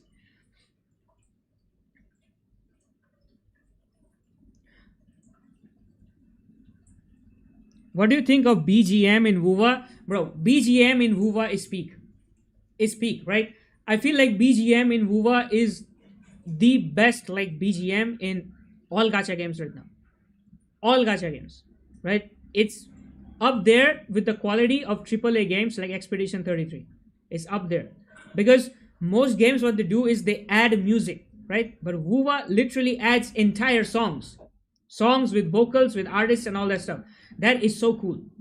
I really like that WuWa puts in entire songs, and you can make a whole playlist of that on Spotify and you can listen. You know, I'm not someone who enjoys listening to just lo-fi or just music. I enjoy music when there are vocals.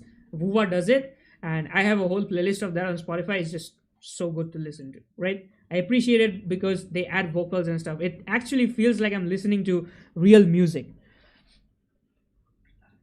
I think the Piri is carryover, but the Spark 120 is not. Now, Piri in Enfield is not carried over, by the way.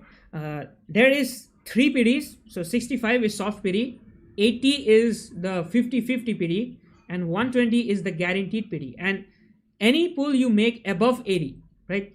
If you go to like 86, then in the next banner, your Piri starts from 6. So 80 minus whatever the pull you have made. And if you get the character at 120, then your Piri resets, basically. Nothing carries forward after 120. So yeah, that is something like that. Whatever pulls you make above 80, like between 80 to 120, that shit is being carried forward.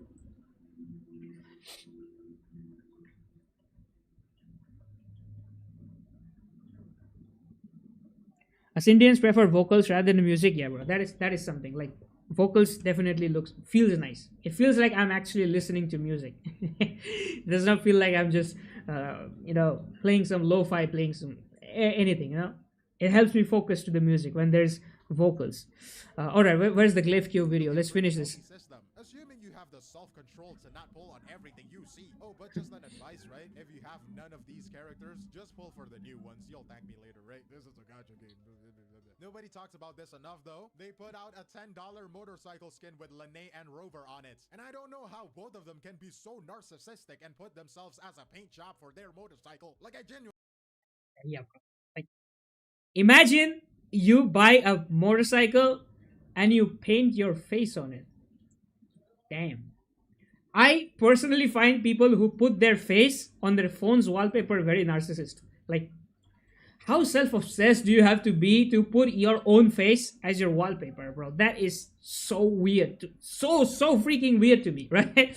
That is a big red flag for me whenever I'm getting into any sort of relationship, when I'm talking to any girl, when I'm talking to any guy. If I see a guy doing that, bro, that is even bigger red flags. That is major sus. Major sus, okay?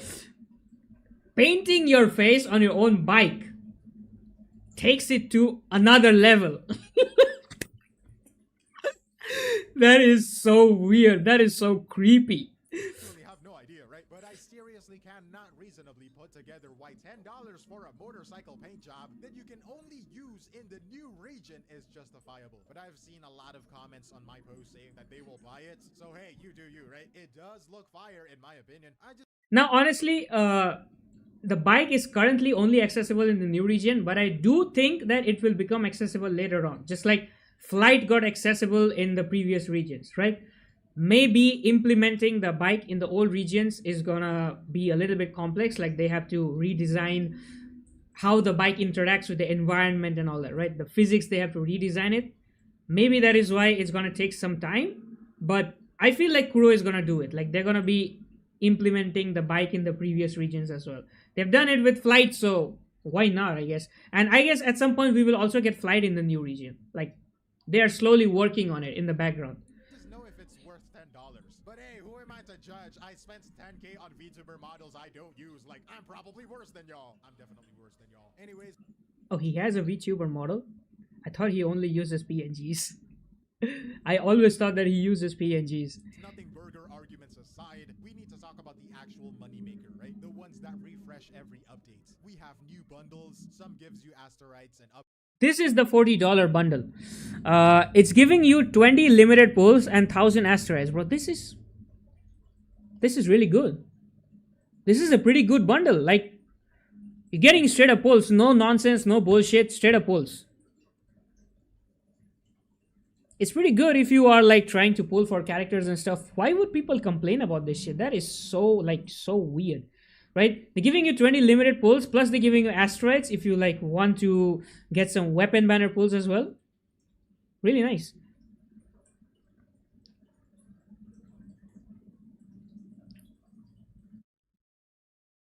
Both are Linne. One is old Linne and the other one is new Linne. Wait a second. Uh, where is it? Where's the bike skin part?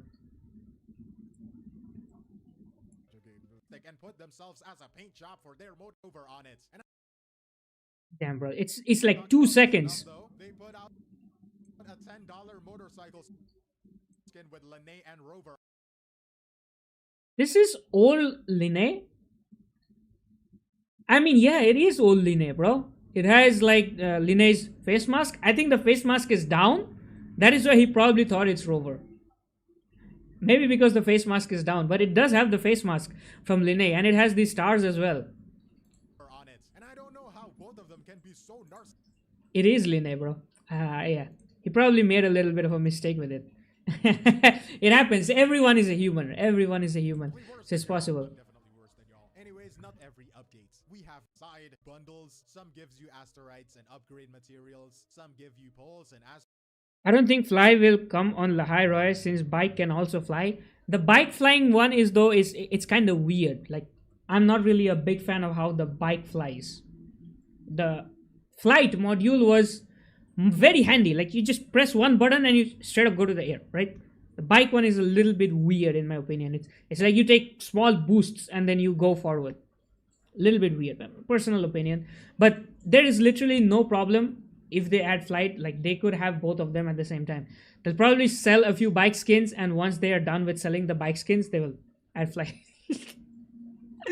Or they will add the bike in the previous regions. If they want to sell more bike skins, they will add the bike in the previous region. So people have more reasons to buy the bike, basically. Right now, I feel really sorry for Genshin. Genshin feels like one from match. It's a pretty old game, man. And that's the thing. Like, not every game developer is like Kuro. Kuro is trying to basically improve the game every update. They are improving the graphics, they're improving the gameplay. But if you take a look at Genshin, literally nothing has been done to improve the graphics, at least, right? It's exactly the same as it was 5 years back. So no wonder it feels very old, man. It's a 5-year-old game. What can you even do about it?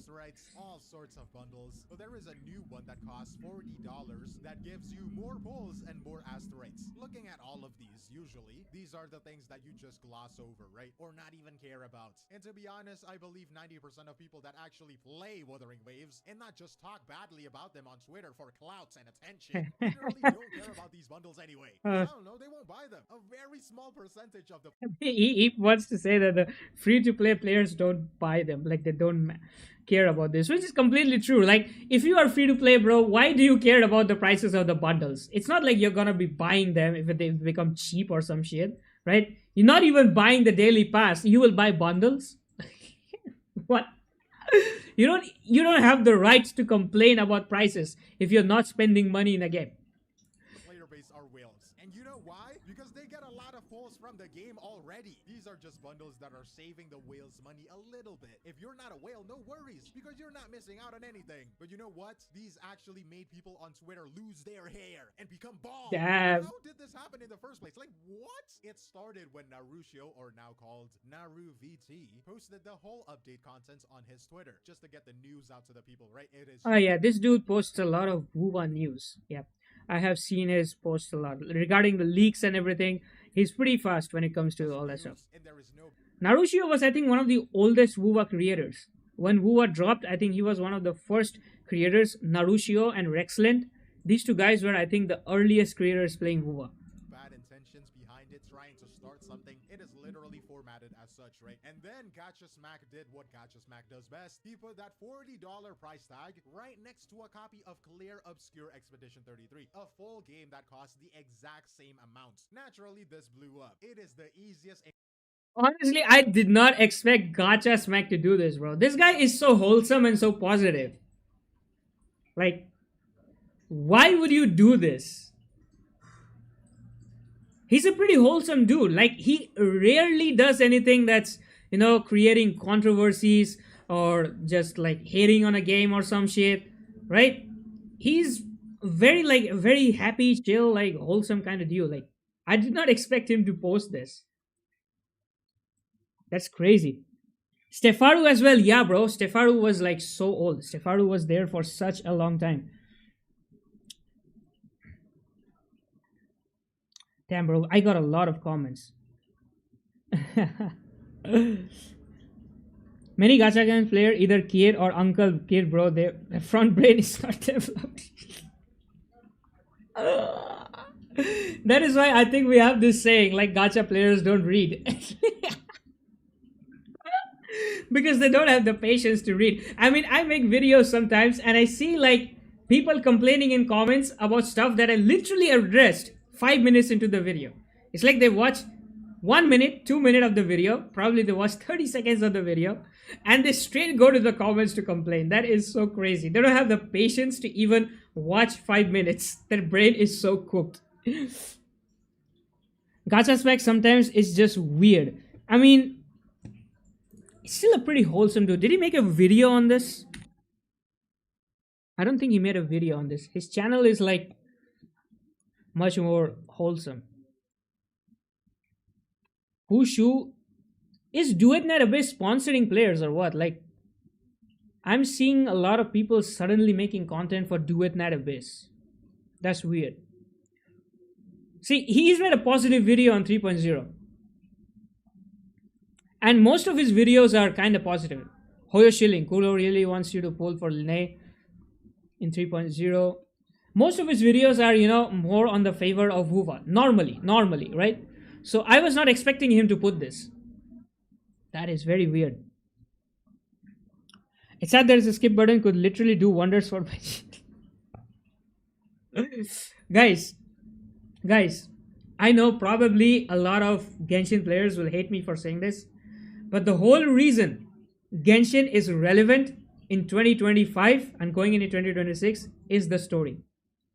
Genshin has so much lore, it has so much story. That is the main reason that is keeping that game alive. You think if they add a skip button into that game, which already lacks so much in terms of gameplay and endgame content, is that game gonna be popular as it is right now? People are playing that game just for the story, just to see how that game ends. You put a skip button into that game, what are you gonna do in it? What is there left to do in that game? That is the thing, right? I don't think that is why they are like, that is why Genshin will ever have a skip button. I don't think it will ever have a skip button, right? Hoyo knows this. Hoyo understands that if they add a skip button, then the main agenda of the game, that is the story, becomes useless. So they are never adding a skip button into the game. Never happening.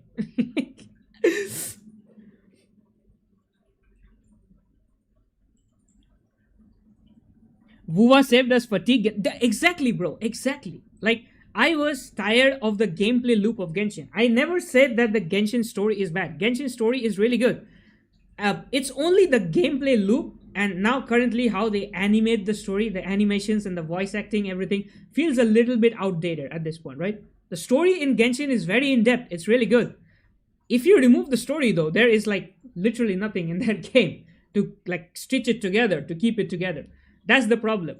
And WuWa was like, even if the story is short, the gameplay was a little bit more fun. There was a little bit more end game content to do in this, right? Not a lot of end game content, obviously, but little bit more than Genshin, just more enough to keep us going. And now we have an even newer end game mode, right? So they keep adding more stuff. That is what makes it fun. Genshin, it added Abyss, and then just after how many years? After 4 years, they added a new end game mode, Stygian Onslaught, right? For 4 years, there was only one end game mode in the game. Can you imagine how bored a person can be playing the same end game mode every single time? All they do is just change the enemies, change the meta. And changing the meta is like forcing you to create a new team for no reason, for just clearing that end game abyss, right? For clearing that end game abyss, you build a new team. It just got boring to me at some point. Just doing the same thing again and again. Now I'm following Genshin because I'm just interested in seeing how the story goes. The story is pretty engaging, right? It got really better in Not Cry, and I want to see more of those Avengers Assemble moments in Genshin. Let's be real. All the characters and everyone coming together, fighting the Unknown God, the Abyss, and all that stuff. It was really fun. Like, Not Cry story was pretty good compared to whatever was there previously. It was miles better than Sumeru. Expedition 33, a full game that costs the exact same amount. Naturally, this blew up. It is the easiest engagement farm in the whole wide world. And now, of course, paying the price of a full 9 awards and Game of the Year 2025 winning game for barely 20 polls feels absolutely stupid. Like, brain-damagingly stupid. I mean, don't get me wrong. Like, it is clear which one is better here. But in that same arguments, right, that $40 could go somewhere even more worth it than a gacha game or even E33. Maybe you want to buy a better mic to kickstart your YouTube career as an ASMR artist. Like, who knows, right? But if you just set aside the engagement, ASMR. there is a very specific reason this bundle exists in the first place and why people are actually going to buy it. And it comes down to how bad the value drops when you run out of double top-up bonuses in the shop. Yeah, exactly, bro. Once you're out of double top-up bonuses, it gets very, very expensive. So that is where this bundle is gonna be so good, right? And once again, it's people's choices. This guy put it in a really good way, right? You could have spent that dollars for Expedition 33, but you could have spent $40 on something IRL as well. You could have got good food. You could have got good clothes. You could have got like maybe something in real life that would help you, right? You could have got a gym subscription with it. It would help you with your health, right? I could use it. I don't have money for a gym subscription. I'm fucking broke. So, yeah. So you can definitely use $40 in a lot of ways to improve your life. But that is, at the end of the day, the player's choice, right? Do they want to spend their money on a game they're actively playing? Because there are a lot of people who will not prefer games like Expedition 33. I know personally there are a lot of my friends who don't like offline games, who don't like, games that don't get frequently updated. Because gacha games have this appeal, right? Every few months you're getting new story, you're getting new character. So the game keeps going and people get attached to the game. They don't want to leave the game once the story is over. Expedition 33, games like that, you finish the story once, it's over, it's GG. You don't have anything else to do with the game, right? It leaves you with this hollow feeling that you finished a good game. Now what are you gonna do with your life? It happens a lot to me. When I finished Ghost of Yotei, I was like, damn, bro, I'm gonna be so bored. I'm gonna have to go back to playing my other gacha games now because I don't have anything else. So that feeling, not everybody likes it. So people have their choice. They, if they want to spend $40 in a gacha game, go ahead. They go ahead and do it because they probably prefer the game. Complaining about that is so stupid. It's so freaking stupid. I have never seen anyone complain about bundles, about $100 bundles in Genshin. But $40 bundles in WuWa is somehow a problem now. Wow.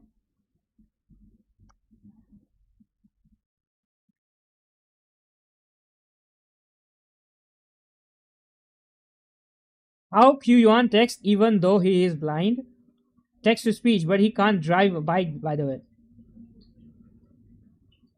No, you can drive a bike with Yuan, bro. You can. That is the funny part. You can drive a bike with Yuan. I have seen people do it. That is so freaking funny. Driving a bike with a blind guy. You can do it.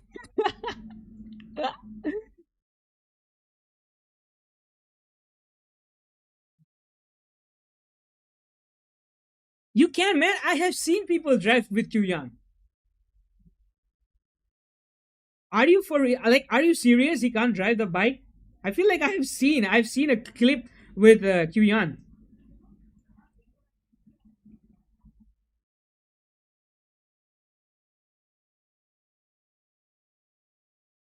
I may have missed it, man. I may have missed it, but it would be really, really funny if he cannot ride the bike. It would be really funny. But he can fly though. He can fly. How is he flying? And he can't drive a bike. Explain me this now. If he can fly literally in 2.0, like in the 2.x patches, how is he not able to drive a bike? Because flying is supposed to be more difficult than driving a bike, right? You're literally in the air. You have to see where you are freaking landing. You can't just land in someone's house. If he can fly, why can't he drive a bike, bro? that is that is so weird. In the official one, at least, the $100 pack gives you I need to Google this, bro. I need to Google this.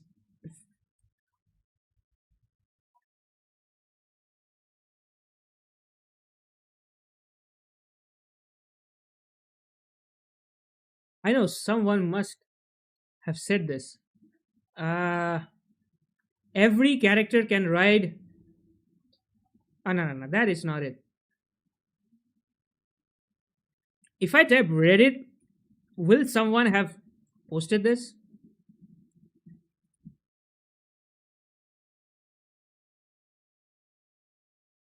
I mean, Google is saying Yuan can ride the bike.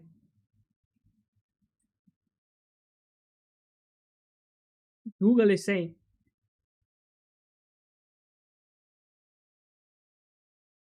locked post 16 hours ago. Yuan mains of our see. Wait, what happened? I don't think I need to explain. He's just getting a lift. He's just getting a lift. Uh, how the hell is he gonna ride a motorcycle, bro? Yeah, this is the post. I think we'll get an answer for it. He won't.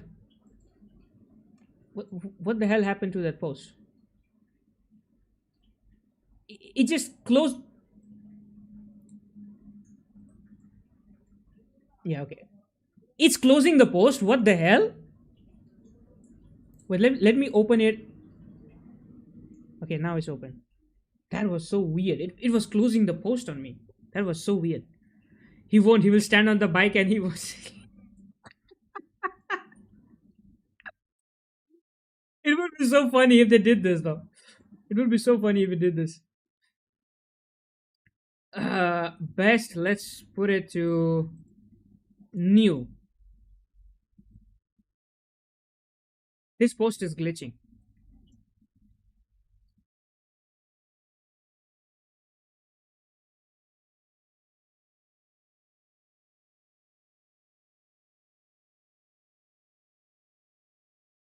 It has. I mean, bro, I am opening the Yuan subreddit. If you guys want some eye candy, here it is. You think What do you think QYan mains talk about every single day? These mains Reddit posts are like these Reddits are like so hilarious, so hilarious every single time.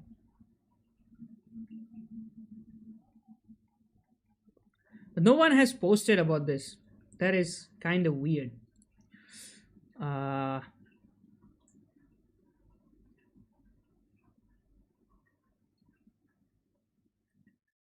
I can't even test this, man. I don't have QYan. That's the problem. If I had QYan, I could probably test this. If someone has QYan, maybe they can test and see this, right? It would be very funny if he cannot ride the bike, but he can fly. That is peak meme material at this point. You're flying, but you can't ride a bike. Double value the first time you buy it. This is not old news, right? You know this. You get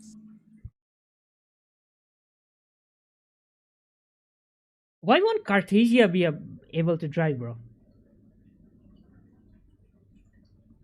Wait, is this a reference I'm not getting? Why won't Cartesia be able to drive? Rover is definitely me. Yo, bro, chill. Chill, man, chill. Wait, I'm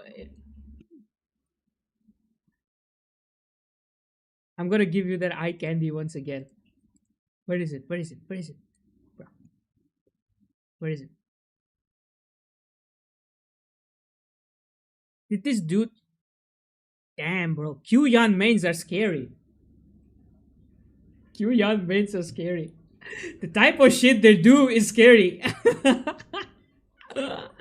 Oh my god, bro. I don't think I can keep this subreddit up. I don't think this subreddit is safe. Oh, what the hell is going on? No, man. I need to close it. I need to close it. The subreddit is too dangerous. He can drive. I tested. Yeah, man. It would be so weird if he could fly and he could not drive. That is what I was saying. 100% he should be able to drive.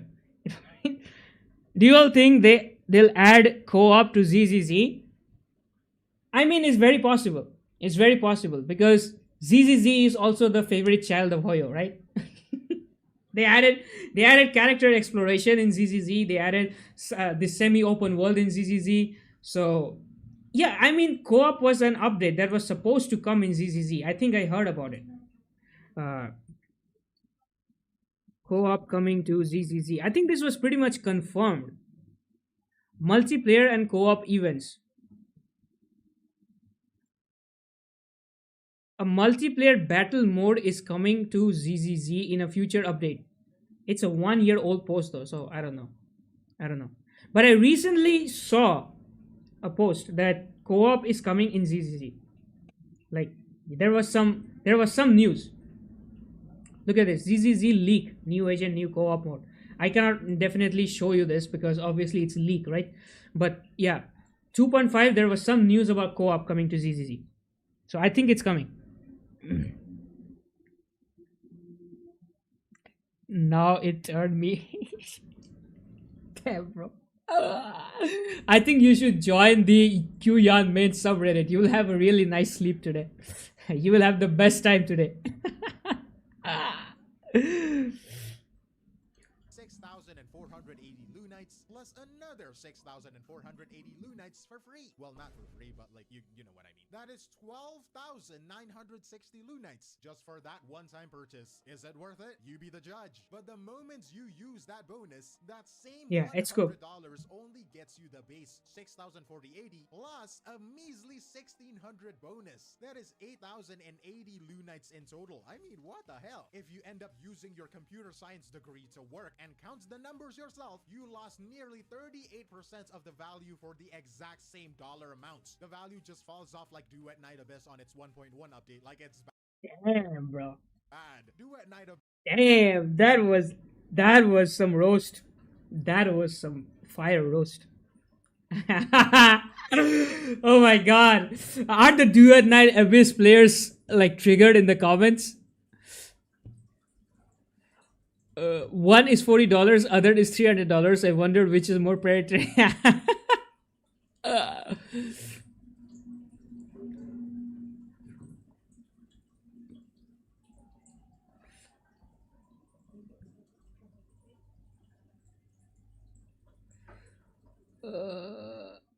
Uh,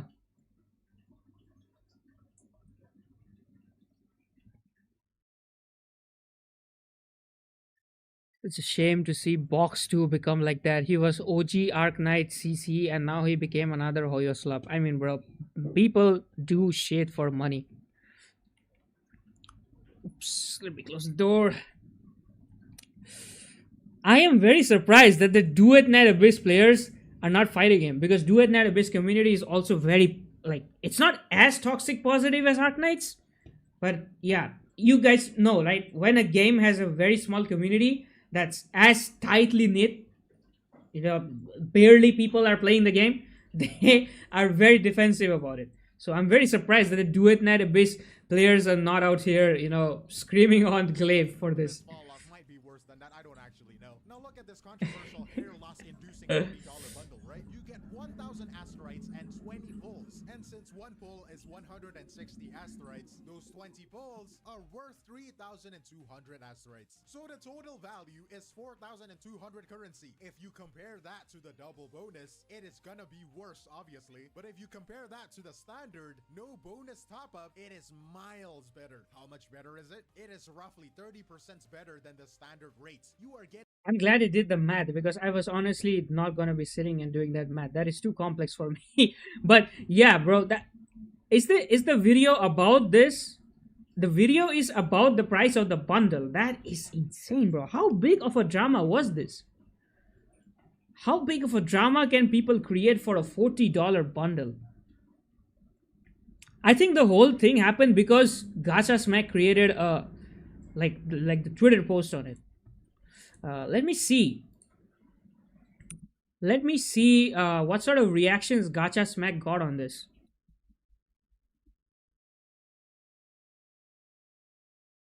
Yeah, here it is. Here it is.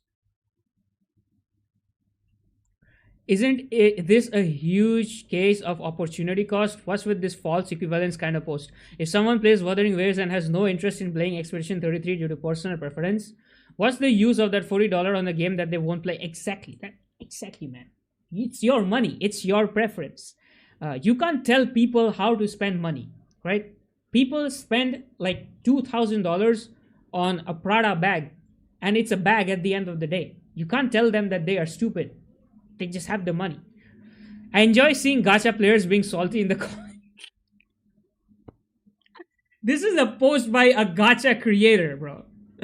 You are commenting this on the post by a gacha creator. I don't know what you're trying to imply out here.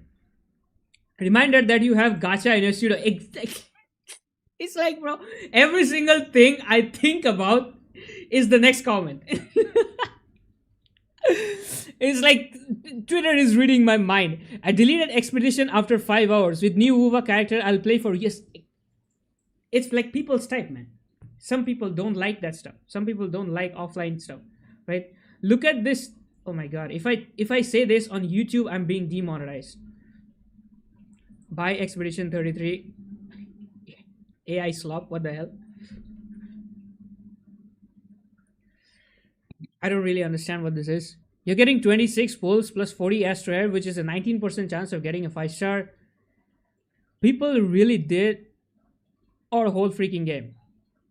I mean, it depends if you like the game, right? Hot. Oh my god, bro.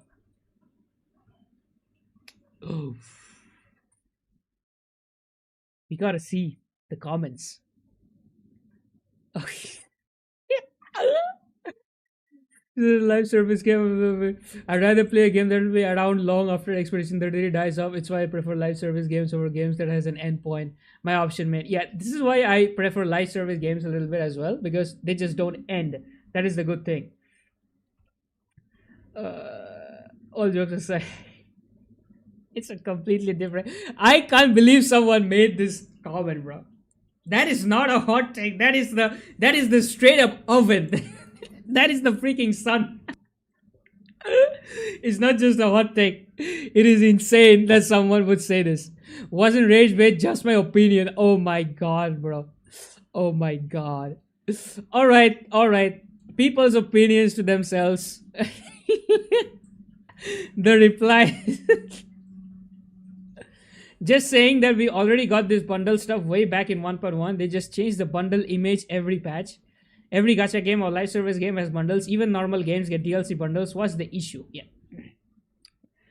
I'm kind of happy that the comments are not in the favor of this post and are like defending the bundle, right?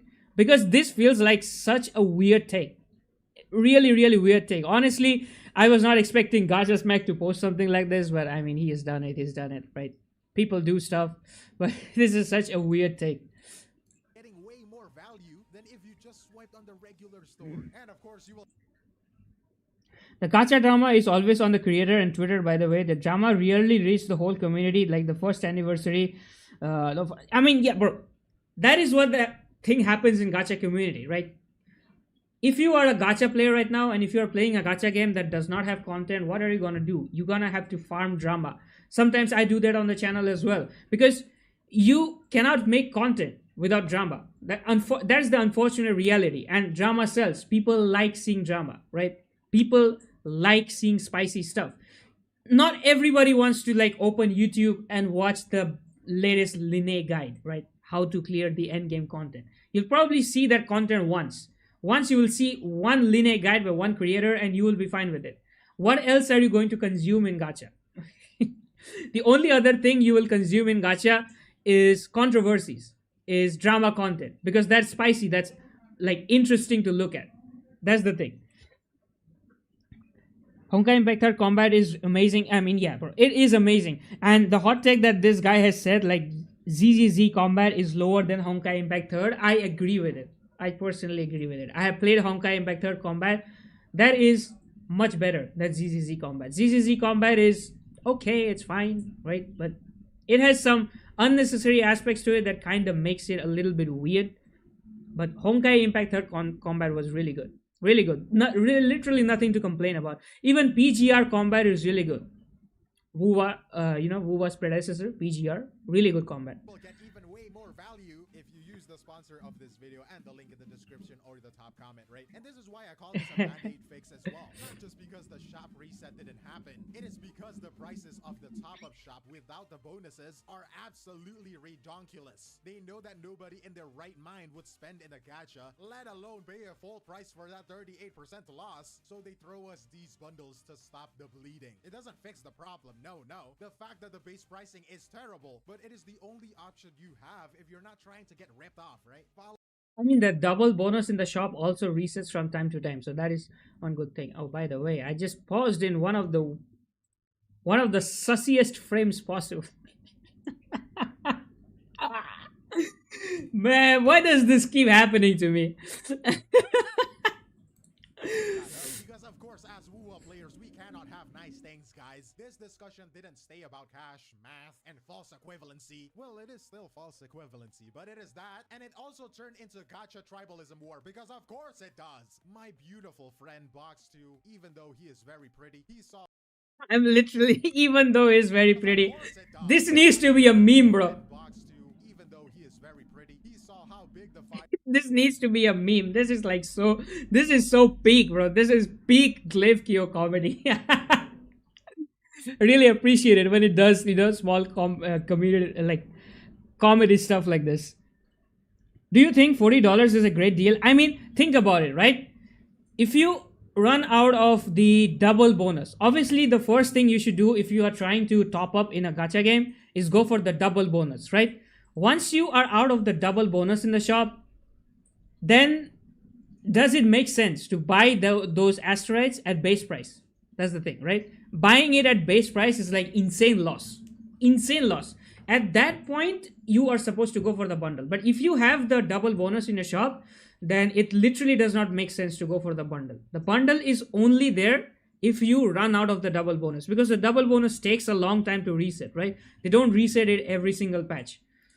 has gotten for this $40 bundle situation, so he quoted the Gacha Smack post and basically accused Wuthering Waves players of being hypocrites. He said, when Honkai Star Rail drops a spending event, it becomes predatory and greedy. But when Wuthering Waves drops a new highest priced bundle, it becomes, well, they're not forcing you to spend your money. Ladies First of all, it is not the highest price bundle, bro.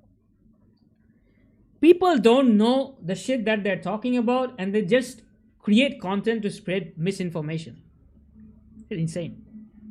$40 is not even the highest price bundle in WuWa. That's the thing. So no, his whole post is basically misinformation.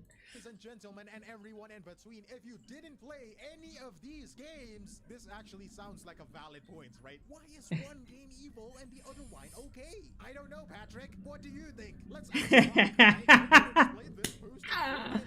This post from Box Twice is throwing some serious shade at the gacha community, calling them out for being a bunch of hypocrites, aka Yo, this screenshot is straight gacha community brain rot at its peak. No, I love how unhinged Grok is. I just love how unhinged it is. It's like this straight gacha community brain rot at its peak. No cap. Oh man, I love Grok for this. I just love Grok for this. I wish they'd do double bundle quarterly. Like, yeah, man, like that would be good. That would be good. But unfortunately, they have to make money, right? They have to make money. It is what it is. Like, first of all, you should not even be spending money in gacha games unless you are like really at your edge. You cannot do without that character. But if you are spending, just go for the double bundles. So go for the doubles, right?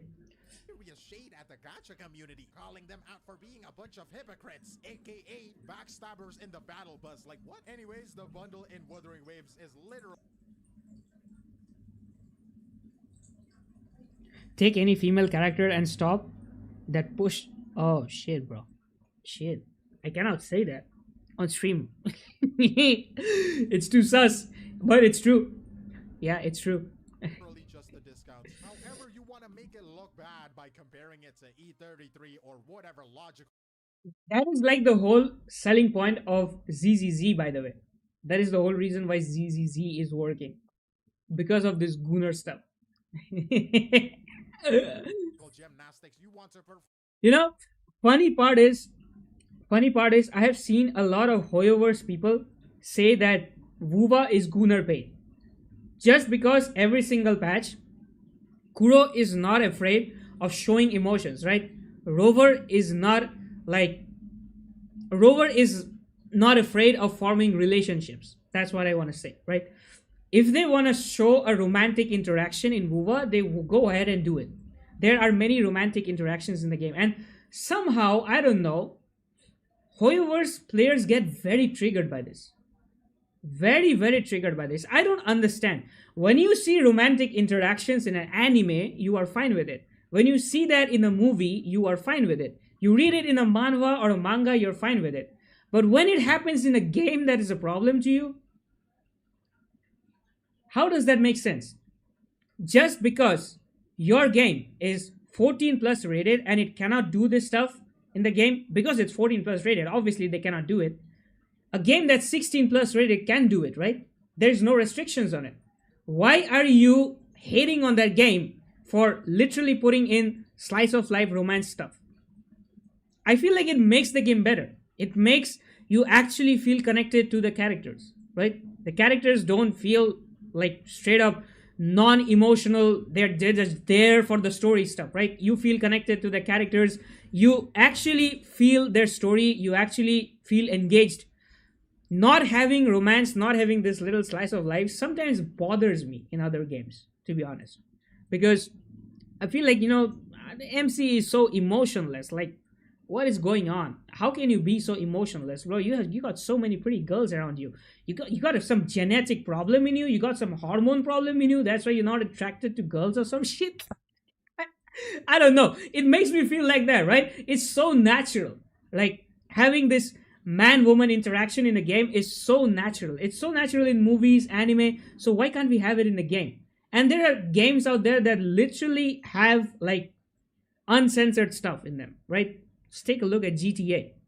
You can go to a strip club. I mean, I don't know if these people who are complaining about romance and shit in WuWa, if they see that shit, what's gonna happen to them? Right? They'll probably start tearing their hair off. They'll be like, "How can a video game have this, bro? Video game is not supposed to have this. Video game is made for this, that. This is gooner bait, bro. Shut up, shut up, please shut up." If your game does not have this, it does not mean that other games cannot have it. It's just your game is age rated for kids. That is the reality. Typical Western, it's mostly the Western community. Yeah, it's mostly the Western community. They cannot digest this fact. I don't know why. And the Hoyo community also gets pissed when you have a straight relationship. Like if you want to get like slapped by the entire Hoyo community, go to any of the Hoyo subreddits of any Hoyo game and post a meme of a straight ship between a male and a female character. Just do it, and you just look at the reaction. You will be cancelled. You will be cancelled. Is the reality. You cannot do that in a Hoyo community. If you do that, you are like fuck. It's not happening.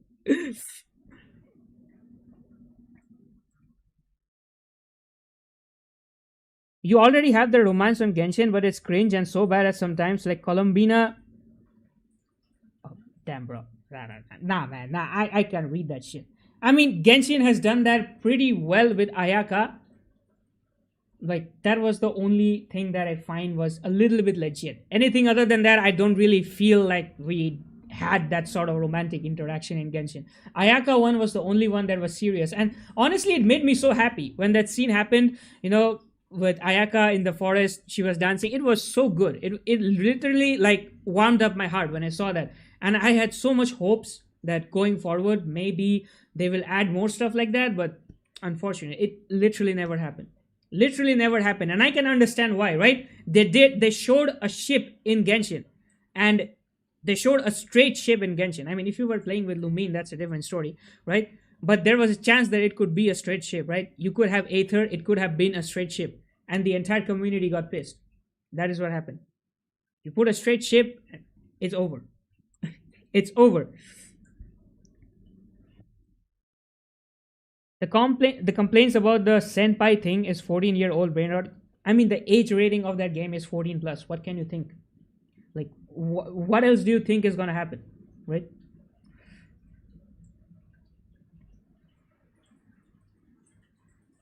Every character should just look like Jinshi. Someone is a hardcore Jinshi fan.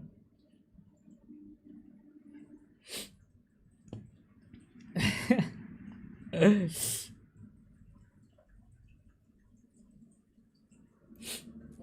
is quite literally just that, bro. It is just the discounts. In HSR, the spending events usually work like a quota. You have to spend a certain amount of money, usually at full price, to unlock a tier for the event. You are not getting a discount on the goods you're buying or anything like that. You are, however, being rewarded for hitting a spending threshold. Basically, it incentivizes you to spend more to reach the goal. And for most of the time, these events are way more FOMO-inducing than the $40 bundle and Wuthering Waves ever could. For example, look at the 3.7 spending event, right? The Cyrene Bow skin drama. The skin that changes the ultimate animations to show memories with a trailblazer and the adventures you have been through. Essentially better old animations, right? So I mean, it's honestly, I don't think that the spending event itself is that big of a deal. Like $300, if you are a whale, you're probably gonna be spending that much money in the game anyways.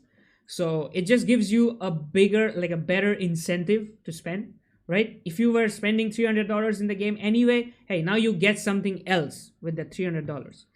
But if you are someone who was not gonna be spending $300, bro, that spending event is not convincing you to spend $300. Let me tell you, right? You are not being able to purchase the daily pass. You're not spending $300. That's not happening. get that skin, you had to top up 20,000 Oneric shards, gang. If you didn't have the double bonuses, which by the way, also did not reset that patch. Oh wow. That quote-unquote free reward required you to spend 250 to 300 bucks. Liking a sale but disliking a spending quota is not hypocrisy. But of course, pointing out that difference doesn't get you the engagement points you need for Twitter Blue. You gotta get that background now Uh, reflected. It's like, come on, guys. HSR. that is the reality. That is the reality. Just farming controversy because of the Twitter blue. Yeah, Not that is it. this drive for you to talk shit about WuWa without any mention of it whatsoever, bro. So look, at the end of the day, the situation is pretty simple. We have an update that is absolutely massive, adding racing, leisure events, new combat gameplay, customization, and a whole new region that is basically refreshes the entire game loop. We have a monetization setup that, while confusing at first for some people, is actually just a mathematical band-aid to keep us from overspending while we wait for the anniversary. And we have a bunch of tourists on Twitter trying to start a flame war because their own game is currently on a content drought. Don't let the timeline run. Uh, but I really wish that Gacha Smack creates a reaction to this. Like, either reacts to this video or either reacts to the post, like how his post blew up and went in a like a completely wrong direction, and the entire WuWa community is now flaming that post for it, right? Because this is like an entirely, I feel like Glaive played it safe, right? Glaive criticized Box 2 more than Gacha Smack because Gacha Smack is a very big creator, right? So he probably went with a little bit of a safer route, but that does not mean that he avoided Gacha Smack as well. He showed the post. So it would be very funny if Gacha Smack reacts to this. Really, really funny. I wonder if he has already done it. Nah, he's not done it. It will be very interesting to see if or when Gacha Smack reacts to this. I don't know if he will, because this video is kind of blowing up. 6 hours, 16,000 views. That is insane. That is insane. All right, let's see a few.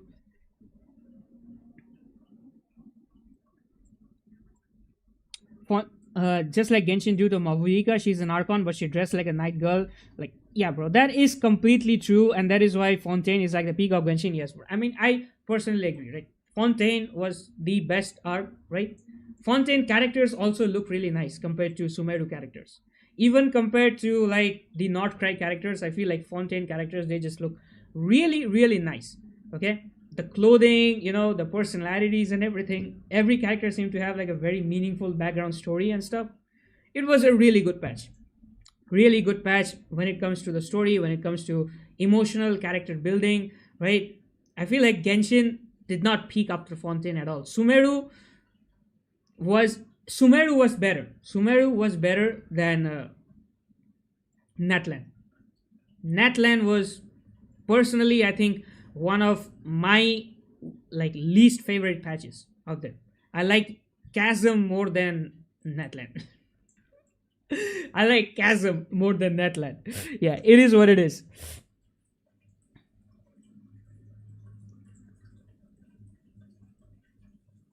Linnea's combat is, it's a very fast paced combat. Like, you are moving around a lot. I think the problem with Linnea is you can get knocked out even if you are mid air, right?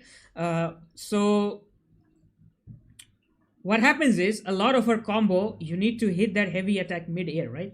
And it takes a little bit of time to, like, first you got to do heavy attack, then you got to do normal attack mid air. You just get interrupted. That is one thing I feel like is a problem in Linnea's kit. You get a lot of interruption. If one of her like 4-day circuits, one of her 4-day abilities would give her resistance interruption when she's in air, that would be really, really good. That would fix her character, in my opinion. But yeah, unfortunately, it's not there. I don't know. That is the problem, I think, with Linnea. That is what makes her feel a little bit clunky.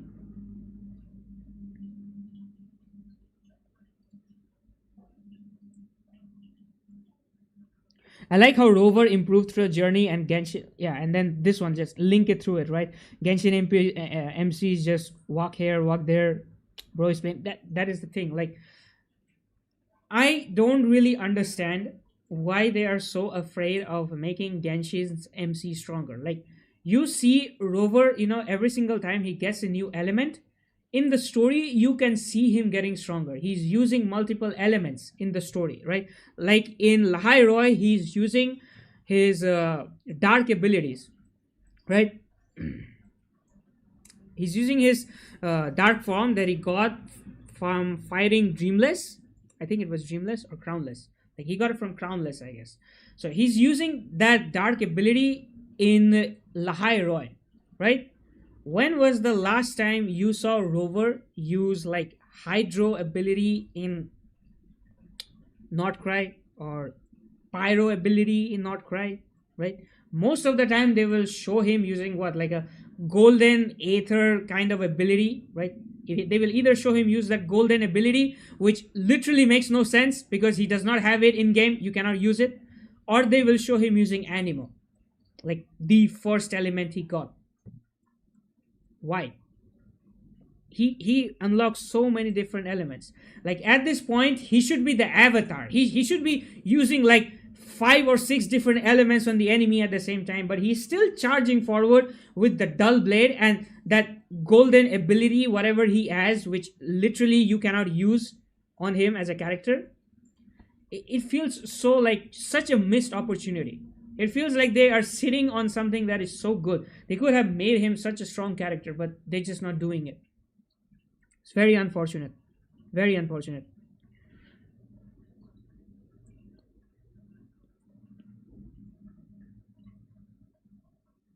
That is true, man. Like Genshin players criticizing WuWa 1.0. That is true. Like if you play Genshin's 1.0 story right now, you will not enjoy it that much. The reason why people enjoyed it that much was because that was the COVID times. Everyone was sitting at home, right? Everyone was bored and there was literally no other game. That is why they enjoyed it that much. Any gacha game like Genshin, if WuWa would have launched at that time, it would have had the same amount of success. But the problem is now after 3 or 4 years, people have this nostalgia feeling. They don't want to get over the game that they liked, right? So they feel like the old game is really good, when in reality it's probably not that good. It's just nostalgia that's making them feel like the previous game was good. There's the thing. All right, guys, I think I streamed way too long today. Way too long. My throat is kind of getting sore. It's kind of hurting. I don't think I can speak right now. So yeah, I will be ending the stream today. It was really good seeing all of you guys show up on stream. It was really fun. Like when I was playing WuWa 3.0 Story Quest, not these many people were on stream. So it was a little bit silent. But yeah, today's stream was really nice. A lot of people showed up. I really appreciate you guys for showing up, for chatting in the chat. Like sometimes people just join and they just don't talk. I don't know. They have social anxiety while watching YouTube stream. Like what, bro? Social anxiety while chatting? I don't understand that. Yeah, but thanks for tuning in, guys. I'll see you guys in the next video or in the next stream, whatever I do. Yeah, bye bye, good night.